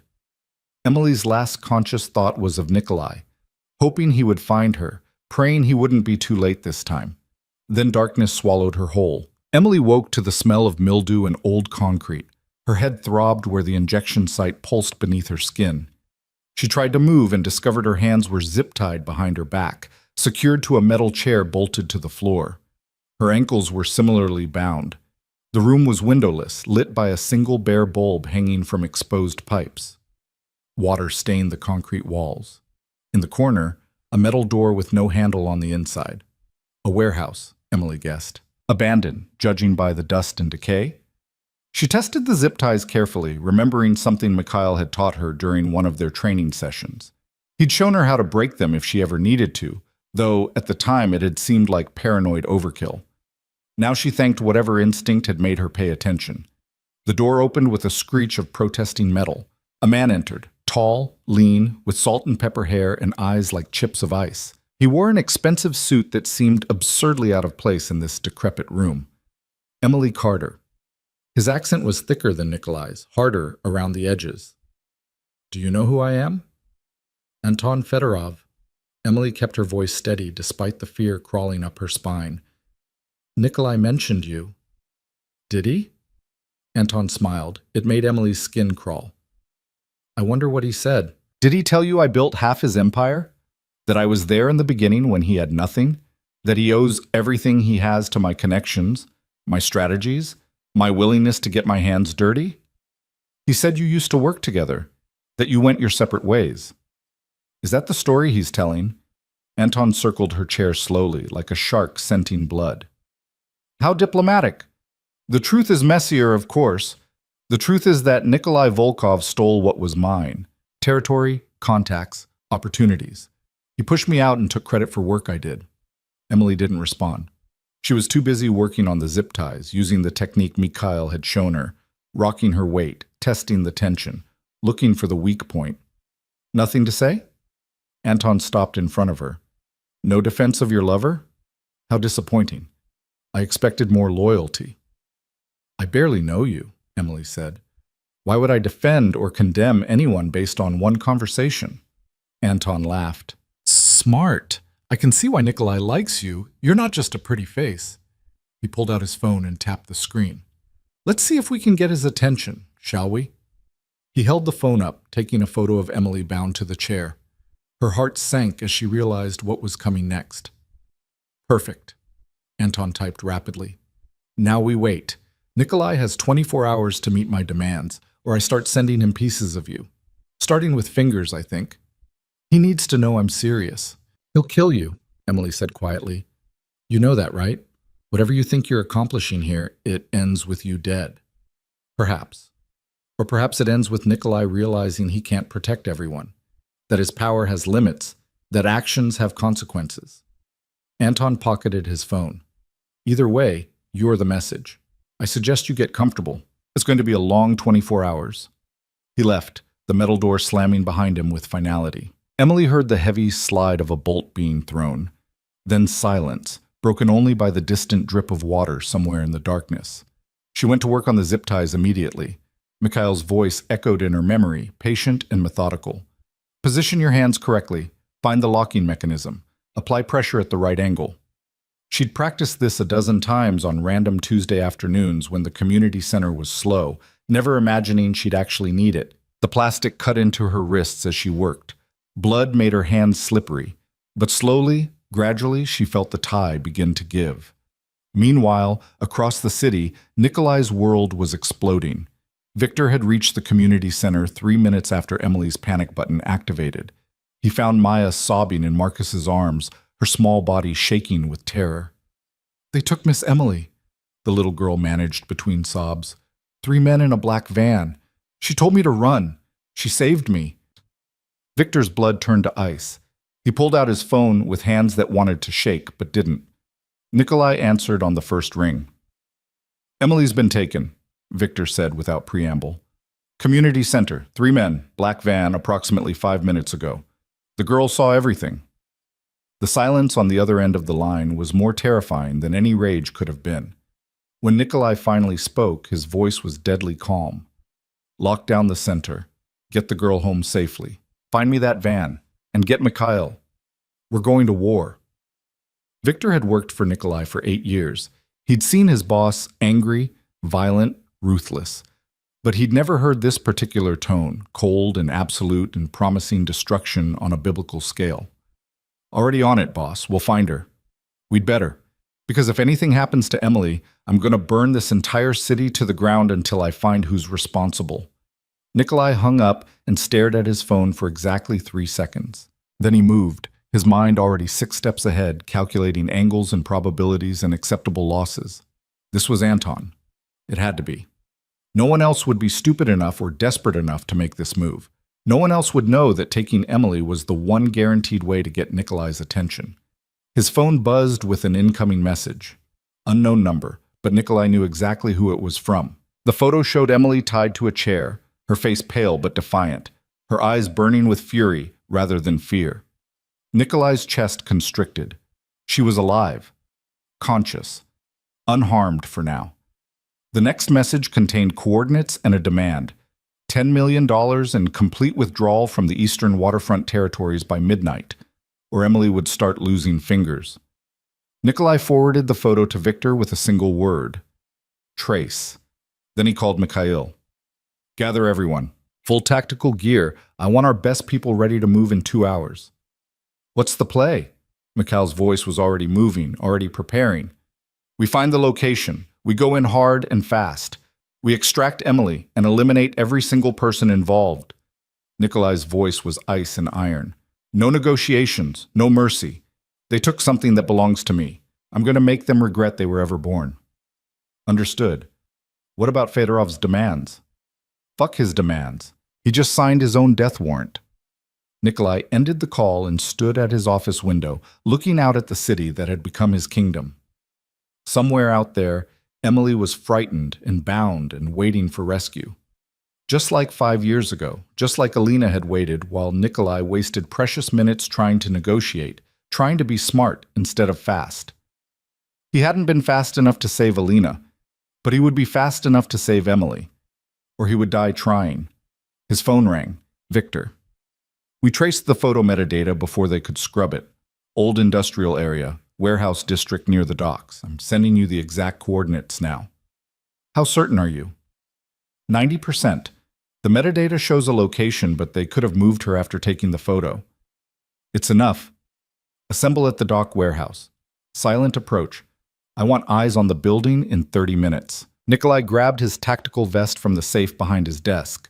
Kevlar reinforced, pockets loaded with ammunition and equipment he'd hoped to never use again. His weapons followed. A Glock 19 for his shoulder holster, a backup pistol for his ankle, combat knife in his boot. He looked at himself in the mirror, a man dressed for war, about to wade into violence to save the woman he loved. This was who he really was, beneath the expensive suits and the charitable donations and the carefully constructed facade of legitimacy. This was the man Moscow had created, the killer Anton Fedorov had just been foolish enough to provoke. Emily had seen glimpses of this side of him, had accepted it, even. But she'd never seen him like this. Full tactical gear, weapons ready, every ounce of civilization stripped away to reveal the predator underneath. Would she still love him after tonight? After she saw what he was truly capable of? Nikolai pushed the thought away. It didn't matter. All that mattered was getting her back alive. In the warehouse, Emily finally felt the zip ties snap. Her hands were free, bloody and raw, but free. She kept them behind her back, not wanting to alert anyone watching through cameras she assumed existed. Her ankles were next. This would be trickier. She'd need to bend forward, work the ties with her freed hands, all while maintaining the appearance of being restrained.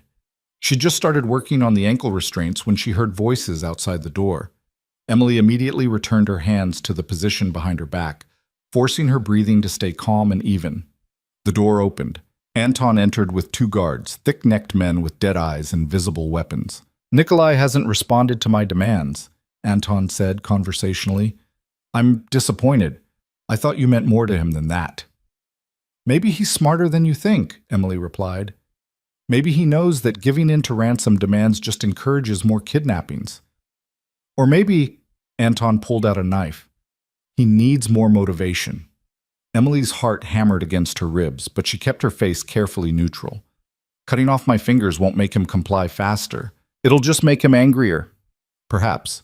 But it will certainly get his attention. Anton grabbed her hand, forcing it forward. Emily moved.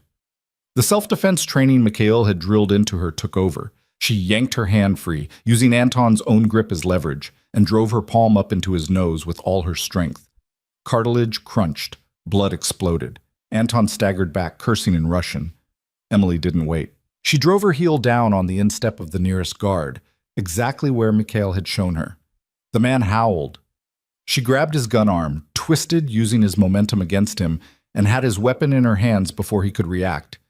She'd never fired a gun before, but Mikhail had made her practice at a range, teaching her the basics just in case. Her hands remembered the grip, the stance, the squeeze rather than pull of the trigger. The gunshot was deafeningly loud in the confined space. Emily missed.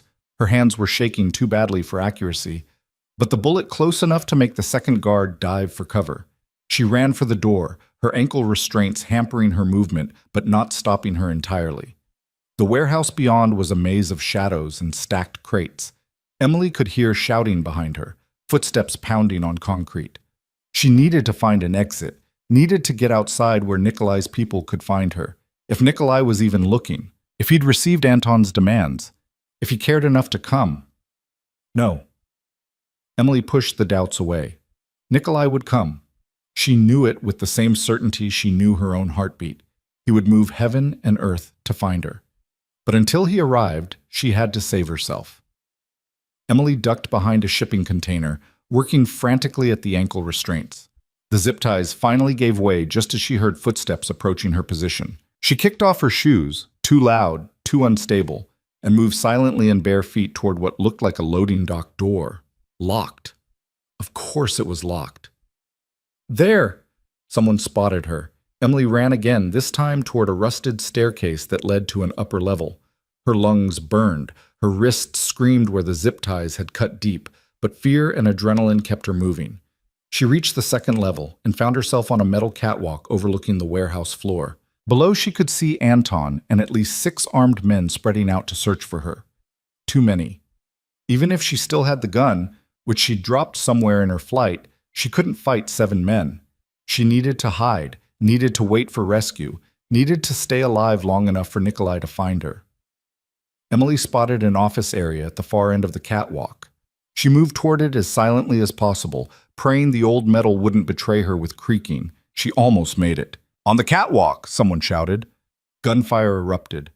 Emily dove through the office door as bullets sparked off metal behind her. She slammed the door and looked frantically for something to barricade it with. The office was empty except for a rusted desk and a filing cabinet. Emily shoved the desk against the door just as someone threw their weight against it from the other side. The desk held, but barely. She was trapped. No other exit, no weapons, no way out. Emily pulled out the phone Victor had given her, praying it still had battery and signal. She pressed the panic button again, holding it down, then typed a quick message to Nikolai. "Warehouse near docks, 2nd floor office. Maybe 7 hostiles. I love you." She hit send just as the desk began to splinter under repeated impacts. Outside the warehouse, Nikolai crouched in the shadows with Victor, Mikhail, and 8 of his best operators. They'd arrived to find the building exactly where the metadata indicated. A decrepit warehouse in a district that had seen better decades. Thermal imaging showed multiple heat signatures inside. Victor had counted at least 8, possibly more. 2 entry points, Mikhail reported quietly. Main loading dock and a side entrance, both accessible. Nikolai was studying the thermal readouts when his phone buzzed. Emily's message lit up his screen. Relief and terror hit him simultaneously. She was alive. She was mobile enough to text, but she was trapped in an office with 7 armed men between her and freedom. "Change of plans," Nikolai said, his voice deadly calm. "Emily's on the 2nd floor, northwest corner. We go in hard, we go in fast, and we don't stop until she's safe. Anyone who isn't Emily is a hostile. Treat them accordingly." His team nodded, checking weapons and gear with the practiced efficiency of professionals. "Victor, you take 3 men through the loading dock. Suppress and distract. Mikhail, you're with me on the side entrance. We head straight for Emily's position. No stops, no distractions. Clear?" "Crystal," Mikhail confirmed. Nikolai checked his Glock one final time, chambered around, and looked at his phone. Emily's message stared back at him. "I love you." "If anything happens to me," Nikolai said quietly to Victor, "make sure Emily gets everything. The properties, the accounts, all of it. And make sure Anton Fedorov dies screaming. Nothing's happening to you, boss. We're getting her back. Move out." They split into 2 teams. Nikolai watched Victor's group disappear toward the loading dock, then turned to Mikhail. "Ready?" "Always." They hit the side entrance like a breaking wave, Mikhail's shoulder against the door, both of them moving through the opening with weapons up and ready. The first guard never knew what hit him. Mikhail's suppressed pistol coughed twice, and the man went down silently. The warehouse interior was exactly as the thermal imaging had shown. A maze of crates and containers creating blind corners and ambush points. Nikolai moved through it with the muscle memory of 1,000 previous operations, his mind cool and calculating even as his heart screamed Emily's name. Gunfire erupted from the loading dock. Victor's team had engaged. The distraction worked perfectly. Hostiles scrambled toward the sound, leaving Nikolai's path clearer. He took the stairs to the 2nd level 3 at a time, Mikhail covering his back. The office door was visible at the far end of the catwalk. barricaded and under assault by 3 men trying to break it down. Nikolai didn't hesitate, didn't announce himself, didn't offer mercy. His first shot took the nearest man in the back of the head. The second man had time to turn before Mikhail's bullet found his chest. The third managed to get his weapon up, managed to fire a wild shot that sparked off metal inches from Nikolai's head. Nikolai's return fire was not wild. The man crumpled. "Emily!" Nikolai called through the damaged door. "It's me. I'm coming in." "Nikolai?" Her voice, muffled but unmistakably hers. Alive. Safe. He kicked the door open, desk and all, and there she was. Bloody, disheveled, barefoot, and terrified but absolutely, gloriously alive. Emily threw herself into his arms hard enough to nearly knock him over. Nikolai caught her, held her, breathed her in like oxygen after drowning. "I've got you," he murmured into her hair. "I've got you. You're safe now." "There's more of them," Emily managed. "Anton." "I'll handle Anton. Mikhail, get her out of here." "No." Emily pulled back, meeting his eyes. "I'm not leaving you." "Emily, I said no. We leave together or not at all." Nikolai wanted to argue, wanted to force her to safety, but there was steel in Emily's eyes, a strength that reminded him why he'd fallen for her in the first place. "Stay behind me," he ordered. "Do exactly what I say, when I say it. Understood?" "Understood." They moved as a unit, Nikolai on point, Emily in the middle, Mikhail bringing up the rear. The catwalk offered a clear view of the warehouse floor below, where Victor's team had the remaining hostiles pinned down. All except one. Anton Fedorov stood in the center of the floor, gun drawn, blood from his broken nose staining his expensive suit. He looked up and saw Nikolai. "There you are!"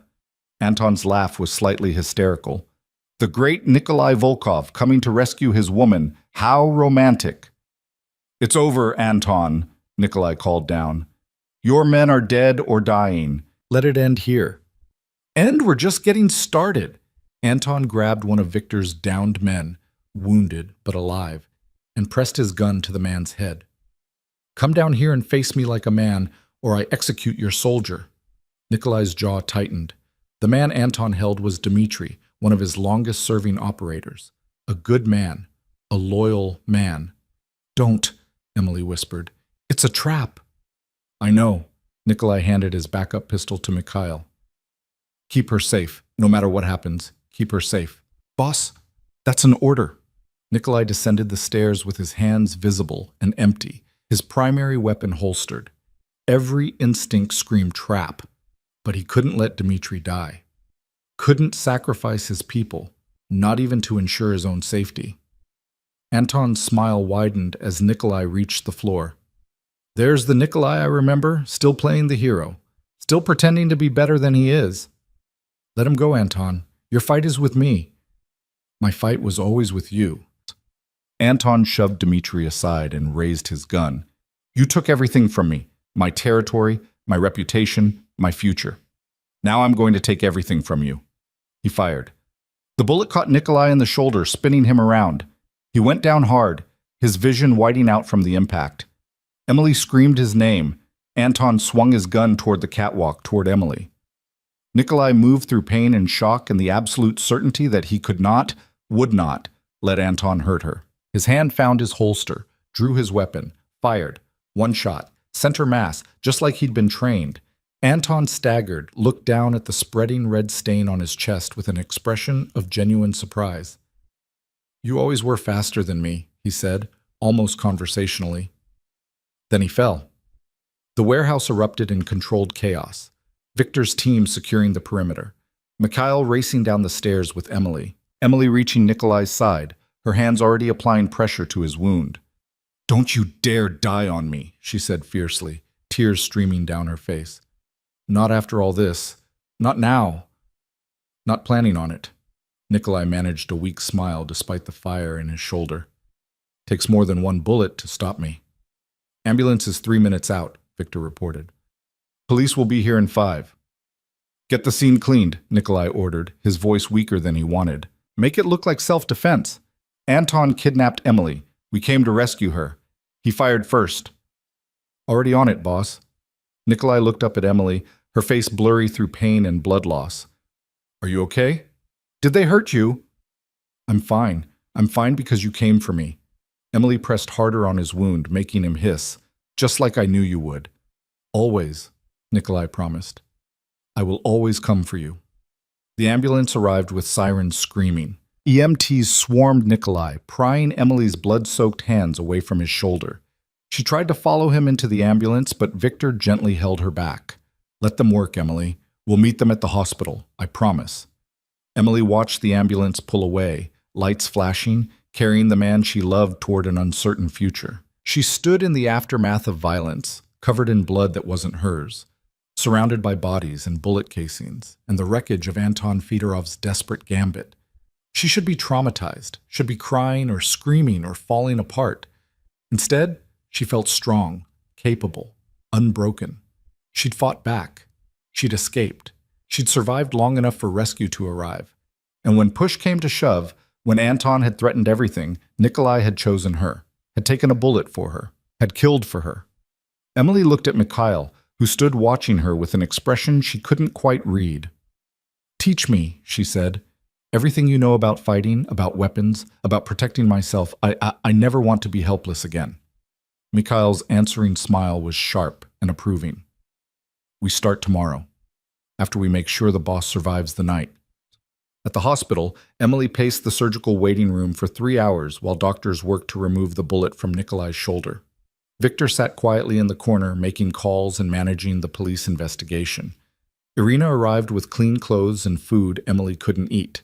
Finally, a surgeon emerged, still in his scrubs.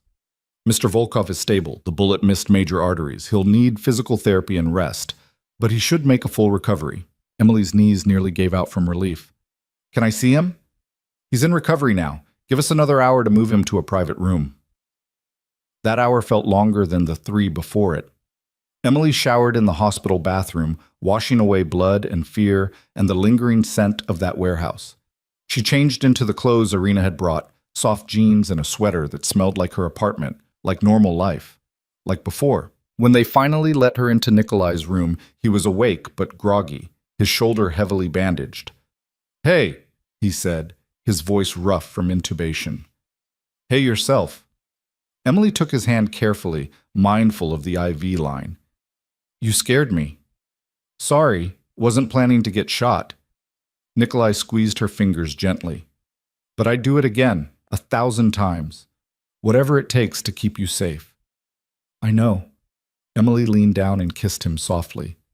That's why I love you, and why you're never doing something that stupid again. Can't promise that. Keeping you safe is kind of my thing now. They sat in comfortable silence for a while, just existing together, alive and whole and together. Finally, Emily said, Mikhail's going to train me, really train me. I'm never going to be helpless again.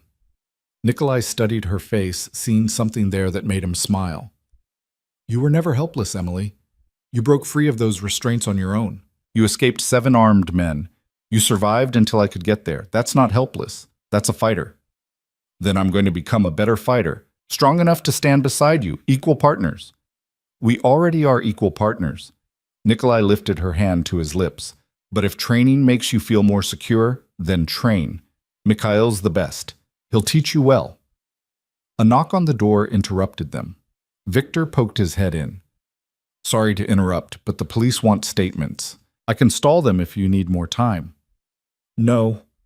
Nikolai shifted, wincing at the pain in his shoulder. Let's get it over with. Emily, you remember what to say? She nodded. Anton kidnapped me for ransom. You came to rescue me. He shot first. You defended yourself. Self-defense all the way. Smart woman. Victor will handle the details. By tomorrow, this will all be officially resolved. The police interview was brief and professional. Victor had already laid the groundwork. Security footage edited, witness statements aligned, physical evidence positioned. Anton Fedorov had kidnapped Emily Carter in a desperate bid for money and territory. Nikolai Volkov had mounted a rescue operation. Anton had fired first. End of story. The investigating detective seemed almost relieved to close it so neatly. No one wanted to dig too deep into Nikolai Volkov's business, not if they wanted to keep their careers intact. By midnight, Emily and Nikolai were alone again. He was sleeping fitfully, pain medication wearing off. Emily sat in the chair beside his bed, watching him breathe, counting each rise and fall of his chest like a prayer of gratitude. They'd survived. Both of them. Against odds that should have destroyed them.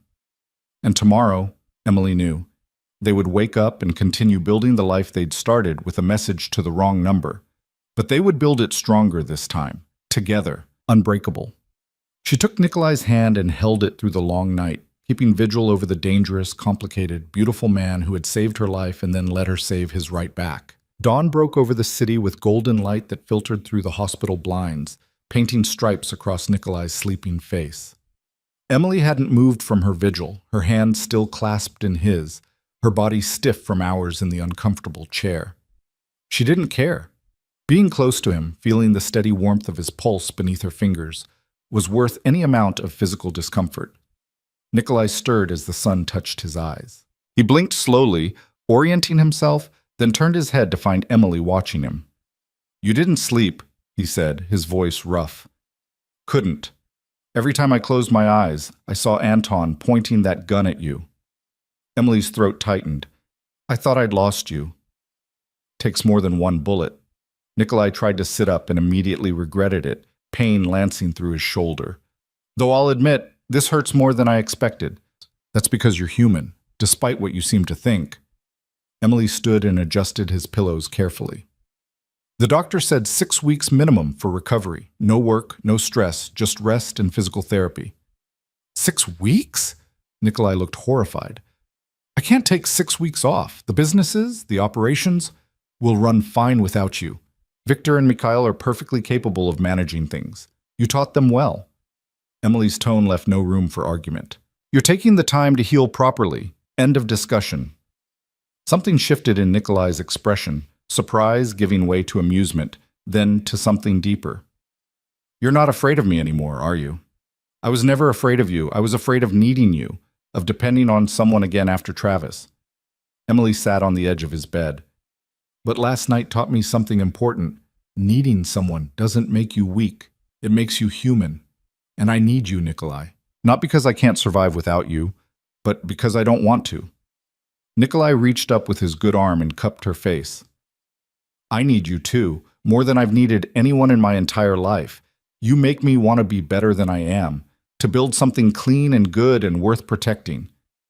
"Then let's do it, together." Emily leaned into his touch. "But first, you heal. Doctor's orders." The weeks that followed established a new rhythm. Nikolai was a terrible patient, restless, impatient, constantly trying to work from his hospital bed until Emily threatened to have Victor confiscate his phone. She visited every day, bringing updates from the community center, stories about the children, small pieces of normalcy to combat the sterile hospital environment. Maya came once, clutching a handmade card covered in hearts and crayon drawings. "Thank you for saving Miss Emily," she whispered to Nikolai, her eyes huge and serious. "She's my favorite teacher." "Mine too," Nikolai said gently, accepting the card like it was made of gold. "Thank you for being brave and getting help. You saved her life too." The little girl beamed and threw her arms around Emily, and something in Nikolai's chest cracked open at the sight. This was what Emily had brought into his life. Connections, meaning, reasons to be better than the violent man Moscow had created. After 10 days, the doctors released Nikolai with strict instructions about physical therapy and wound care. Emily insisted he recover at her apartment rather than his penthouse. "You need someone to make sure you don't overdo it," she explained, brooking no argument. "And I'm not commuting to your place every day to babysit you." "Babysit?" Nikolai raised an eyebrow despite the pain medication making him drowsy. "Is that what we're calling it? Would you prefer forcibly preventing you from being an idiot? I prefer letting my girlfriend take care of me because she loves me." "That too." Emily kissed him softly. "Now get in the car before I change my mind and let you suffer alone in your fancy penthouse." Living together, even temporarily, revealed new dimensions of their relationship. Emily learned that Nikolai was grumpy in the mornings before coffee, that he slept fitfully when in pain, that he had nightmares sometimes about Moscow and things he'd done that still haunted him. Nikolai discovered that Emily sang off-key in the shower, that she read compulsively before bed, that she talked in her sleep about the children at the center. They learned to navigate each other's space and habits, learned to coexist in comfortable silence, learned that love wasn't just the grand gestures and dramatic rescues, it was also helping someone change their bandages, making sure they took their medication, sitting together in the quiet evening watching the city lights. Mikhail came by 3 times a week for Emily's training. He was a patient but demanding instructor, pushing her to master techniques that might save her life someday. Emily threw herself into the lessons with fierce determination, her body remembering the helplessness of being tied to that chair, the terror of Anton's knife. Never again. She would never be that vulnerable again. "You're getting good," Mikhail commented after she successfully executed a disarm technique. "Your instincts are solid. You just need more practice." "Then I'll practice." Emily reset her stance. Again. From the couch, Nikolai watched with a mixture of pride and concern. He wanted Emily safe, wanted her strong, but part of him hated that she needed these skills, that his world had forced her to become a fighter. As if reading his thoughts, Emily crossed to him after the session ended. "Stop brooding. This isn't your fault." "Isn't it? If you'd never met me, I'd probably be dead. Travis would have killed me eventually. You saved my life, Nikolai. Everything that's happened since then, the good and the bad, is because I'm alive. I'll take that trade every single time." She was right, and Nikolai knew it. But guilt was a persistent companion, whispering that Emily deserved better than a man with blood on his hands and enemies who might try to hurt her again. "What are you thinking?" Emily asked, settling beside him on the couch. "That I should let you go, for your own safety." Emily's expression hardened. "Try it, and I'll use everything Mikhail's teaching me to kick your ass. We're past the point of noble sacrifices, Nikolai. We're in this together, for better or worse. You don't get to make that choice for me. Even knowing how dangerous my world is, even after Anton, especially after Anton." Emily took his hand. "He tried to use me to hurt you. He failed. We won. And every day we're together, we keep winning. I'm not running from that." Nikolai pulled her close, mindful of his healing shoulder, and buried his face in her hair. "I love you. So much it terrifies me sometimes." "Good. Love should be a little terrifying. It means it matters." Emily tilted her face up to kiss him. "Now stop trying to protect me from yourself. I'm a grown woman who knows exactly what she's getting into." 6 weeks after the shooting, Nikolai returned to work with a clean bill of health and a new perspective. The bullet wound had given him time to think, to reevaluate, to consider Emily's words about building something better. He called a meeting with his top people, Victor, Mikhail, and the heads of his various operations. "We're going legitimate," he announced without preamble. "All of it. The gray area operations, the questionable imports, anything that could bring law enforcement attention. We're transitioning everything to legal enterprises over the next year." Victor's eyebrows rose. "That's a significant shift, boss. Some people won't be happy about it." "Then they can find new employment. I'm done operating in shadows. I'm done watching over my shoulder, wondering who's going to be the next Anton Fedorov. We have enough legitimate revenue streams to make this work. Real estate, import-export that's actually legal, investments. We build on that foundation." "This is because of Emily," Mikhail said. It wasn't a question. "Yes. And because I'm tired of being the man Moscow made me. I want to be someone she can be proud of. Someone who doesn't need to explain away his business practices or worry that his enemies will target the woman he loves." Nikolai's voice was firm. "This is happening. You're either with me or you're not." Victor and Mikhail exchanged glances, then nodded in unison. "We're with you," Victor said. "We've always been with you. If you want to go clean, we'll help make it happen." The transition took months of careful planning and execution. Operations were shut down or sold. Questionable partnerships were dissolved. Money was moved, laundered through legitimate channels, invested in businesses that could withstand scrutiny. It wasn't easy, and it wasn't always smooth. But slowly, methodically, Nikolai Volkov transformed from a crime lord operating in the shadows to a legitimate businessman building an empire in the light. Through it all, Emily was his constant. She worked at the community center, her bond with the children deepening with each passing day. She continued her training with Mikhail until she could hold her own in a fight. She took online classes and finished her degree. She moved into Nikolai's penthouse properly, making the sterile space feel like a home with books and plants and photographs of the children she'd grown to love. And she loved Nikolai with a fierce, uncompromising devotion that transformed them both. 1 year after the warehouse, on a crisp autumn evening that reminded Emily of the day she'd sent that fateful wrong number text, Nikolai took her back to the community center. The building had been renovated over the past months. New paint, new floors, new equipment. Nikolai had poured money into it, transforming it from a barely surviving charity into a state-of-the-art facility that could serve hundreds of children. "Why are we here?" Emily asked as Nikolai led her through the empty building. "It's Saturday. No one's here. Just trust me." He brought her to the gymnasium, which had been decorated with strings of lights and flowers. Patricia, Marcus, Sophia, and Tom stood off to one side, all dressed up and smiling. Victor and Mikhail flanked the entrance in suits, looking uncomfortable but pleased. Irina dabbed at her eyes with a handkerchief, and in the center of the room stood a small platform, the children's artwork creating a backdrop of color and joy. Emily's breath caught as understanding dawned. Nikolai turned to face her, taking both her hands in his. "A year ago, you sent a text message to the wrong number. You were desperate and afraid and looking for help. That message changed both our lives. It saved you from Travis. But Emily, it also saved me. Nikolai, let me finish." He squeezed her hands gently. "Before you, I was a man who'd forgotten how to feel anything beyond anger and ambition. I'd built an empire, but it was hollow, empty. Then you came into my life and reminded me what it meant to be human, to care, to want to be better." He released one of her hands to reach into his pocket, withdrawing a small velvet box. Emily's eyes filled with tears.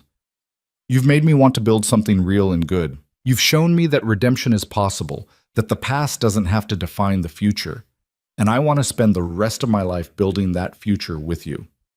Nikolai opened the box, revealing a ring that caught the fairy lights and sparkled like captured stars. "Emily Carter, will you marry me?" Emily looked at the ring, then at Nikolai's face.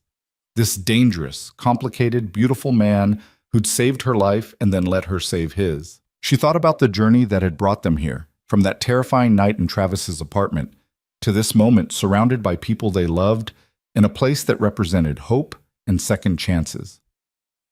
"Yes," she said, her voice steady and sure. "Yes, I'll marry you." Nikolai slipped the ring onto her finger and pulled her into his arms, kissing her deeply while their friends applauded. When they finally broke apart, Emily was crying and laughing simultaneously. "I have something for you too," she said, wiping her eyes. "I was waiting for the right moment, but I think this is it." She reached into her purse and pulled out an envelope, handing it to Nikolai with trembling hands. He opened it carefully, extracting a document that made his eyes widen. It was incorporation papers for a foundation, the Second Chances Foundation, dedicated to helping victims of domestic violence. Emily had listed herself as director and Nikolai as primary benefactor. "I've been planning this for months," Emily explained, "using everything you've taught me about business and everything I've learned working with the children. We'll provide safe housing, job training, legal assistance, counseling, everything I wish I'd had when I was with Travis. Everything that might have helped Alina if she'd had somewhere to turn." Nikolai stared at the document, his throat tight with emotion. "This is incredible. I want to help people the way you helped me. I want to turn that wrong number text into something bigger, something that can save other women who are desperate and afraid and don't know where to turn." Emily's voice was passionate, fierce. "We can do this together, build something that matters." "We already have." Nikolai pulled her close again. "This foundation, this center, this life we're building, it all matters. You matter. More than anything." The celebration that followed was small but perfect. Patricia produced champagne and a cake. The children had made decorations that now adorned the walls. Maya presented Emily with another handmade card, this one declaring "Best Teacher and Future Bride" in careful crayon letters. As the evening wound down and their friends began to leave, Emily and Nikolai stood together at the window of the gymnasium, looking out at the neighborhood they were helping to transform. "Do you ever regret it?" Nikolai asked quietly. "Sending that text to the wrong number? Everything that came after?" Emily turned to face him, her engagement ring catching the light. Not for 1 second. That text brought me to you. It brought me to this life, these children, this purpose. How could I ever regret that? Even the hard parts? Anton, the violence, seeing sides of me that most people would run from? Especially the hard parts. They proved we're strong enough to survive anything together. Emily reached up to touch his face. You asked me once what we do about falling for each other. Remember? I remember. Well, I have an answer now. We keep falling, deeper and harder every day. We build a life and a family and a future. We help people who need it, and we never, ever forget how lucky we are to have found each other, even if it took a wrong number to do it. Nikolai kissed her then, pouring everything he felt into the gesture, love and gratitude and promise and hope. When they separated, both were smiling. Come on, Emily said, taking his hand. Let's go home. They drove through the city together, past the apartment where Travis had nearly killed her, past the penthouse where Nikolai had first brought her to safety, past all the places that marked their journey. The night was clear, stars visible despite the city lights, and Emily thought about fate and chance and the mysterious ways life could change in an instant. One text message, one accidental connection. That's all it had taken to transform two broken people into something whole and beautiful. 6 months later, they were married in a small ceremony at the community center, surrounded by the children Emily had grown to love, and the family Nikolai had built from loyalty and trust. Maya was the flower girl, taking her role with appropriate seriousness. Victor and Mikhail stood as groomsmen, looking slightly uncomfortable in their formal wear, but genuinely happy for their boss. Patricia officiated, her voice warm with emotion as she spoke about second chances and found families. Emily wore a simple white dress, her hair loose around her shoulders. Nikolai wore a dark suit, his hand steady as he slipped the wedding band onto her finger.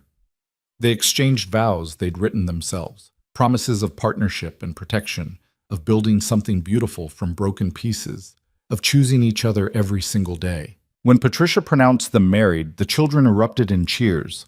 Nikolai kissed his wife while their found family celebrated around them, and Emily thought her heart might burst from happiness. The reception was held right there in the gymnasium, the same space where Nikolai had proposed. Someone had hung more lights, and the children's artwork created a backdrop of color and joy. There was cake and music and laughter, and for one perfect evening, the past didn't matter. Only the present, only this moment, only the future stretching out before them. Late in the evening, when the children had gone home and the adults were winding down, Nikolai pulled Emily onto the makeshift dance floor. They swayed together to soft music, her head on his shoulder, his arms around her waist. "What are you thinking?" Emily asked, her voice muffled against his chest.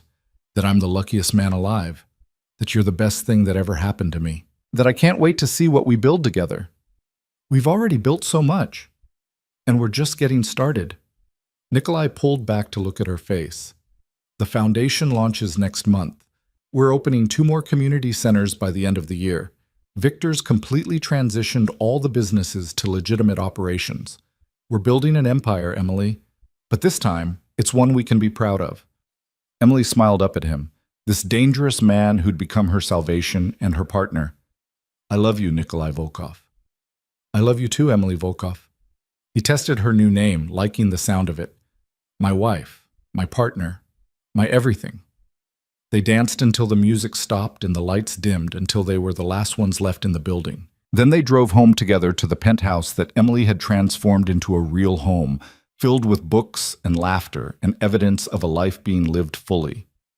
That night, as they lay tangled together in bed, Emily's phone buzzed on the nightstand. She reached for it drowsily, expecting a message from Patricia or one of the community center staff. Instead, it was from an unknown number. Emily's blood ran cold for just a moment, memories of that desperate night flooding back. But then she read the message, and everything changed. "I saw your foundation announcement. I've been with my abusive boyfriend for 2 years, and I don't know how to leave. Can you help me? Please." Emily sat up, her heart racing. She looked at Nikolai, who had sensed her tension and was watching her with concern. "What is it?" A woman asking for help. She saw the foundation announcement. Emily's voice was thick with emotion. "Nikolai, this is it. This is why we did all of this. So women like me, like her, have somewhere to turn when they're desperate. What are you going to do? Emily looked at the message again, remembering what it felt like to be that desperate, that afraid, that lost. Then she started typing. Where are you? We can help. You're not alone anymore. She hit send and looked at Nikolai. We're going to help her, just like you helped me. We're going to give her a second chance. Nikolai pulled her close, kissing the top of her head. That's my girl. Saving the world one wrong number at a time. Emily's phone buzzed again. An address, a plea for urgency, a life hanging in the balance. She was already getting dressed, already planning, already becoming for this stranger what Nikolai had been for her. Salvation in the darkness, hope when all seemed lost. Nikolai dressed too, calling Victor to coordinate, falling into the familiar rhythm of a rescue operation. But this time it wasn't about violence or revenge. It was about something better, something that mattered. As they headed out into the night, Emily thought about the journey that had brought them here. From victim to survivor to rescuer. From broken to healing to whole. From a desperate text to the wrong number to a life filled with purpose and love and second chances. The city spread out before them, full of people who needed help, who were lost and afraid and looking for hope. And Emily and Nikolai would be there for them, building something beautiful from their own broken pieces, proving that sometimes the wrong number is exactly the right one. Behind them, the penthouse stood warm and welcoming, a home built on foundation of trust and love. Inside, the incorporation papers for the Second Chances Foundation sat on the desk, ready to change lives. On the wall, a framed photo showed Emily and Nikolai on their wedding day, surrounded by children and chosen family, all of them smiling. And in Emily's purse, her phone held that original text message thread, the one that had started everything. Please help me, he's going to kill me. Where are you? Stay inside, I'm on my way. She'd kept it, a reminder of how far she'd come, how much she'd grown, how one moment of terror had led to a lifetime of love. It was proof that redemption was possible, that broken people could heal, that wrong numbers could lead to right places. As they drove through the city toward another woman who needed saving, Emily took Nikolai's hand and held it tight. They were partners now, in marriage and in mission, building a future one rescue at a time. And somewhere in the darkness, a frightened woman waited for salvation to arrive, not knowing that her message had reached two people who understood her fear intimately, who had walked through their own fire and emerged stronger, who would move heaven and earth to give her what they'd found. A second chance, a new beginning, a message to the wrong number that would change everything, just like it had for Emily Carter and Nikolai Volkov, whose love story had started with 3 desperate words and a stranger who answered.